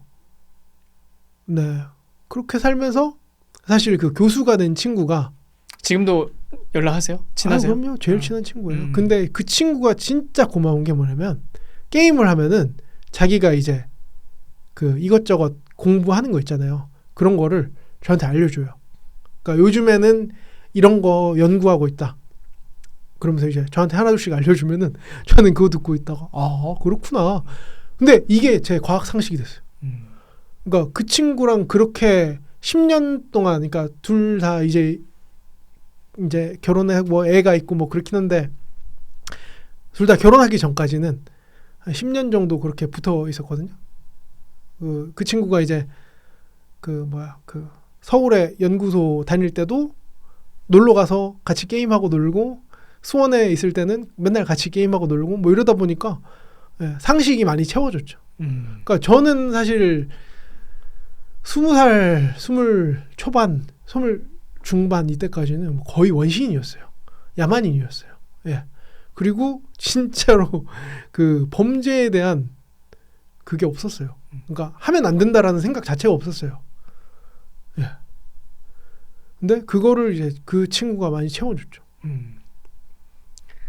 참, 뭐 파란만장한 삶을 사셨네요. 네. 뭐 근데 그러니까 저는 사실 이제 그 미국의 슬럼가 있잖아요. 저는 그 친구들이랑 저랑 비슷하다고 생각해요. 성장 배경이나 어떤 환경 같은 예. 거요. 그러니까 그 친구들도 계기만 있으면 바뀐다고 생각해요. 네. 그럼 지금 예를 들어서 대표님께서 그런 성장하셨을 때 경험했던 그런 환경 있잖아요. 예. 그런 환경에 지금도 살고 있을 어떤 젊은 친구들을 만난다면 어떤 말을 해주고 싶으신가요? 답이 없어요. 근데 지금은 답이 없어요. 왜냐면 저희 때는 취업이라는 걸 할 수 있었단 말이에요. 근데 지금은 답이 없어요. 한국이라는 나라에 이제 더 이상 기회가 없어요. 그러니까 저는 무슨 생각을 했냐면 택배를 하면서 공장도 택배처럼 개인 사업자들을 뽑아서 그러니까 이제는 우리나라가 고용이 아니라 그러니까 정규직 비정규직을 무너뜨릴 수가 없으면 아예 그냥 그러니까 전원 개인 사업자로 해가지고 그런 식으로 하는 게 아니면은 답이 없다고 생각해요. 그러니까 완전 전부 다 비정규직, 정규직이라는 개념을 없애고 예. 전부 다 그냥 쉽게 말하면 이제 비정규직화 해야 된다. 그 말씀이에요. 예. 그러니까 최저임금이라는 벽도 깨야 되고 정규직 비정규직도 깨야 되는데 사실 미국이 그렇게 하고 있잖아요. 예, 그렇게 안 하면 진짜 답이 없어요. 그리고 저는 사실 지금까지는 애들 얘기만 했는데 그러니까 최저임금이 문재인 때 한 5,000원인가 6,000원에서 갑자기 막 7, 8,000원으로 뛰었잖아요. 지금 거의 $10,000대가 예, 됐잖아요. 그러니까 그때 확 뛰었잖아요. 그러면서 뭘 봤냐면 경비 아저씨들이 단체로 잘리는 걸 봤어요. 근데 그 중에는 저랑 친한 아저씨도 있었거든요. 같은 해병대 나와가지고 월남 막 갔다 오시고 막 그런 어르신이 계셨어요. 대표님도 해병대 출신이에요? 예. 그 해병대 나오셨어요? 아니요. 저는 그냥 육군 갔다 왔어요. 예. 근데 이제 그분이 저를 되게 예뻐하셨거든요. 그래가지고 어르신이랑 막 전화번호도 교환하고 연락하고 그랬었어요. 그 중동 갔다 온 옛날 얘기해 주시고 그런 분 한 분 계셨고 그 다음에 이제 똑같이 중동 갔다 오고 뭐 이러셨는데 그분은 무슨 제약회사에 들어가는 무슨 기계가 독일산인데 그 아저씨만 유일하게 그걸 갖고 있대요. 그 한국에서 수리할 수 있는 사람이 그분 한 명밖에 없대요. 그래서 그분은 왔다 갔다 하면은 이제 콜 오면은 경비하시면서 쉬는 날에 이제 한번 가서 수리하고 오시는데 그러면은 일당을 막 100만 원, 200만 원 이렇게 받으신다고 하더라고요. 막 그런 분들 이제 알게 되고 막 그런데 그런 분들하고 이제 전화번호도 교환하고 나름 친하게 지냈거든요. 물론 사이 안 좋은 경비들도 되게 많은데 친하게 지내는 사람은 또 친하게 지내잖아요. 근데 그분들 중에 몇 분이 그 일 잘리고 나서 얼마 안 돼서 돌아가셨어요. 그러니까 집에 가서 일을 안 하니까 돌아가신 정신 건강도 그게 금방 무너지고 또 네. 육체적으로도 무너지는 거죠. 네. 그리고 이제 사실 그분 중에 한 분이 그 이제 젊었을 때 막 그렇게 이제 축적을 많이 못 해가지고 자산 축적을 많이 못해서 좀 힘드셨던 것 같아요. 그 약간 이제 대화해도 대충 느껴지잖아요. 얘기하다 보면 그렇게 해서 돌아가신 것 같은데 그거 보면서 좀 많이 느꼈어요. 아, 이거 노인도 평생 일을 할 수 있어야 되는구나. 그러니까 해야 한다가 아니라 할 수 있어야 된다. 자기가 원한다면. 예. 네. 그러니까 뭐 돈 많이 있는 사람이 굳이 일할 필요는 없지만은 사실 지금 우리 뭐 할머니 정도 연배 뭐 한 80, 아흔 이러신 분들 중에 자산 축적 못한 분들이 되게 많거든요. 그러니까 한 50년대생까지도 무학위 평균인 걸로 안단 말이에요. 제가 그러니까 저희 아버지도 초등학교만 나왔어요. 58년생이신데 왜 그런 분들, 그러니까 지금 아버지가 70 다 돼 가시나? 뭐 몇 살인가? 뭐 아무튼 70 대충쯤 되신 것 같은데 대충 한 10년 전에 환갑이셨으니까. 그런 분들도 이제는 일을 하셔야 되는 거 아닌가. 그러니까 근데 지금 중대재해법 생겼잖아요. 거기다가 5인 미만 또 그 근로 어쩌고 그거 다 적용한다면서요. 이거 김문수가 했는데 제가 아주 대선 때 김문수 욕을 엄청나게 했는데 김문수는 쓰레기입니다, 인간 진짜. 아무튼 예. 그러니까 대표님은 사실 뭐 어디 구애받는 게 없고 거침이 없으시네요. 네. 그냥 본인의 소신대로 어디 예. 어디 이렇게 뭐 누구한테 뭐 이렇게 김문수도 여러 번 봤거든요. 그 아저씨 저 알아요. 전화 더럽게 안 받더라고요. 이거 아마 보면 좀 사과 좀 했으면 좋겠어요. 택배 기사들한테 어떻게 그럴 수가 있는지. 그러니까 정치인들이 지금 말씀하신 것처럼 저희는 사실 민주당으로 시작을 했지만 민주당이 지금 새벽 배송을 반대하고 있잖아요. 근데 민주당, 국민의힘 할 것 없이 정치인들이 다 뭐 이런 나라의 핵심적인 이슈에 대해서 다 삽질을 하고 있는 거네요. 그러니까 그 사상이 없어요. 사상이 없어요. 그러니까 예전에 그 이제 사실 여기 오기 전에 이제 잠깐 얘기했던 분이랑 했던 얘기가 있는데 노태우가 당선됐을 때 그분은 이제 60년대생이신 50년대생이신가 뭐 아무튼 그런데 연세 좀 있으신 분이었거든요. 근데 이제 그분이랑 얘기하면서 노태우가 당선되면서 이거는 체제 자체에 문제가 있다. 그때 당시에 이제 운동권들이 느꼈던 게 그거래요. 그러면서 이제 우리는 체제를 바꾸자. 이런 마인드로 시작을 했다라고 하더라고요. 근데 저는 그렇게 생각해요. 지금 정권이 바뀌고 민주화가 됐는데 우리는 일자리를 잃었고 부동산이 그러니까 우리는 일자리도 잃었고 살 곳도 잃었어요. 그러면은 이거는 체제에 문제가 있는 거 아니에요. 그러면 저는 우리 2030 애들이 이제는 나라를 바꿀 때가 되지 않았나 싶습니다. 한번 뒤집을 때가 됐다. 예, 아주 공화국이 바뀐다면은 이 체제 자체를 바꿔야죠. 그러니까 필요할 때 필요한 시설이 들어오게, 필요한 곳에 필요한 게 들어오게. 그러니까 뭐 그거를 이제 보상을 하든 뭘 하든 뭐 그거는 나중에 얘기고 이제는 진짜 필요한 곳에 필요한 게 생겨야죠. 사람들이 원하는 게 생겨야 뭐가 달라질 거 아니에요. 예. 그게 빠르 속전속결로 원할 때. 뭐 지금 당장 되지는 예. 네. 그게 돼야죠. 돼야 되는데 그거를 뭐 지금 당장 우리가 바꾼다 뭐 이거는 힘들겠지만 20년 30년이 또 걸리겠죠. 예. 근데 뭐 저희 90년대생들이 한 나이 40, 50 될 때쯤에는 우리가 지고 흔들지 않겠어요? 예. 저는 그렇게 바꿀 겁니다. 대표님 혹시 그 지금 삶에 만족하세요? 저는 좋죠. 저는 지금 망했어요. 신용불량자고 파산을 했고 아예 인생을 쫄딱 망했는데 애가 둘이 있고 행복합니다. 와이프가 있고 애가 둘이 있고 특별히 그 당장 지금 따님이 아주 진짜 귀엽더라고요. 제가 버는 모든 돈이 그러니까 이제 가처분 소득의 모든 부분이 법원으로 들어가고 있어요. 또 이제 그럼에도 불구하고 행복해요. 애가 있으니까 애 키우고 있고 그래서 좋아요. 네. 뭐 이런 거를 다 얘기하면은 진짜 끝도 없긴 한데. 그러니까요. 네, 지금 뭐 시간이 없어가지고 다 여쭤보진 못하겠지만 다음에 또 한번 모시고 싶어요, 대표님.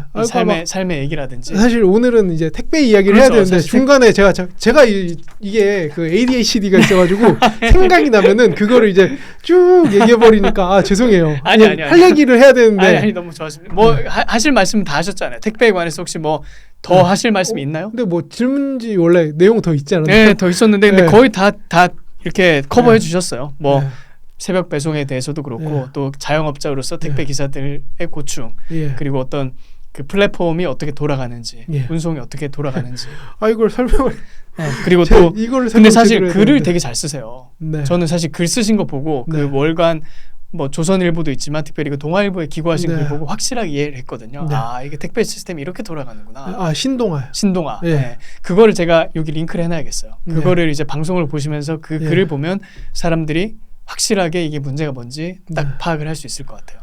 아, 이 약을 먹고 왔어야 되는데.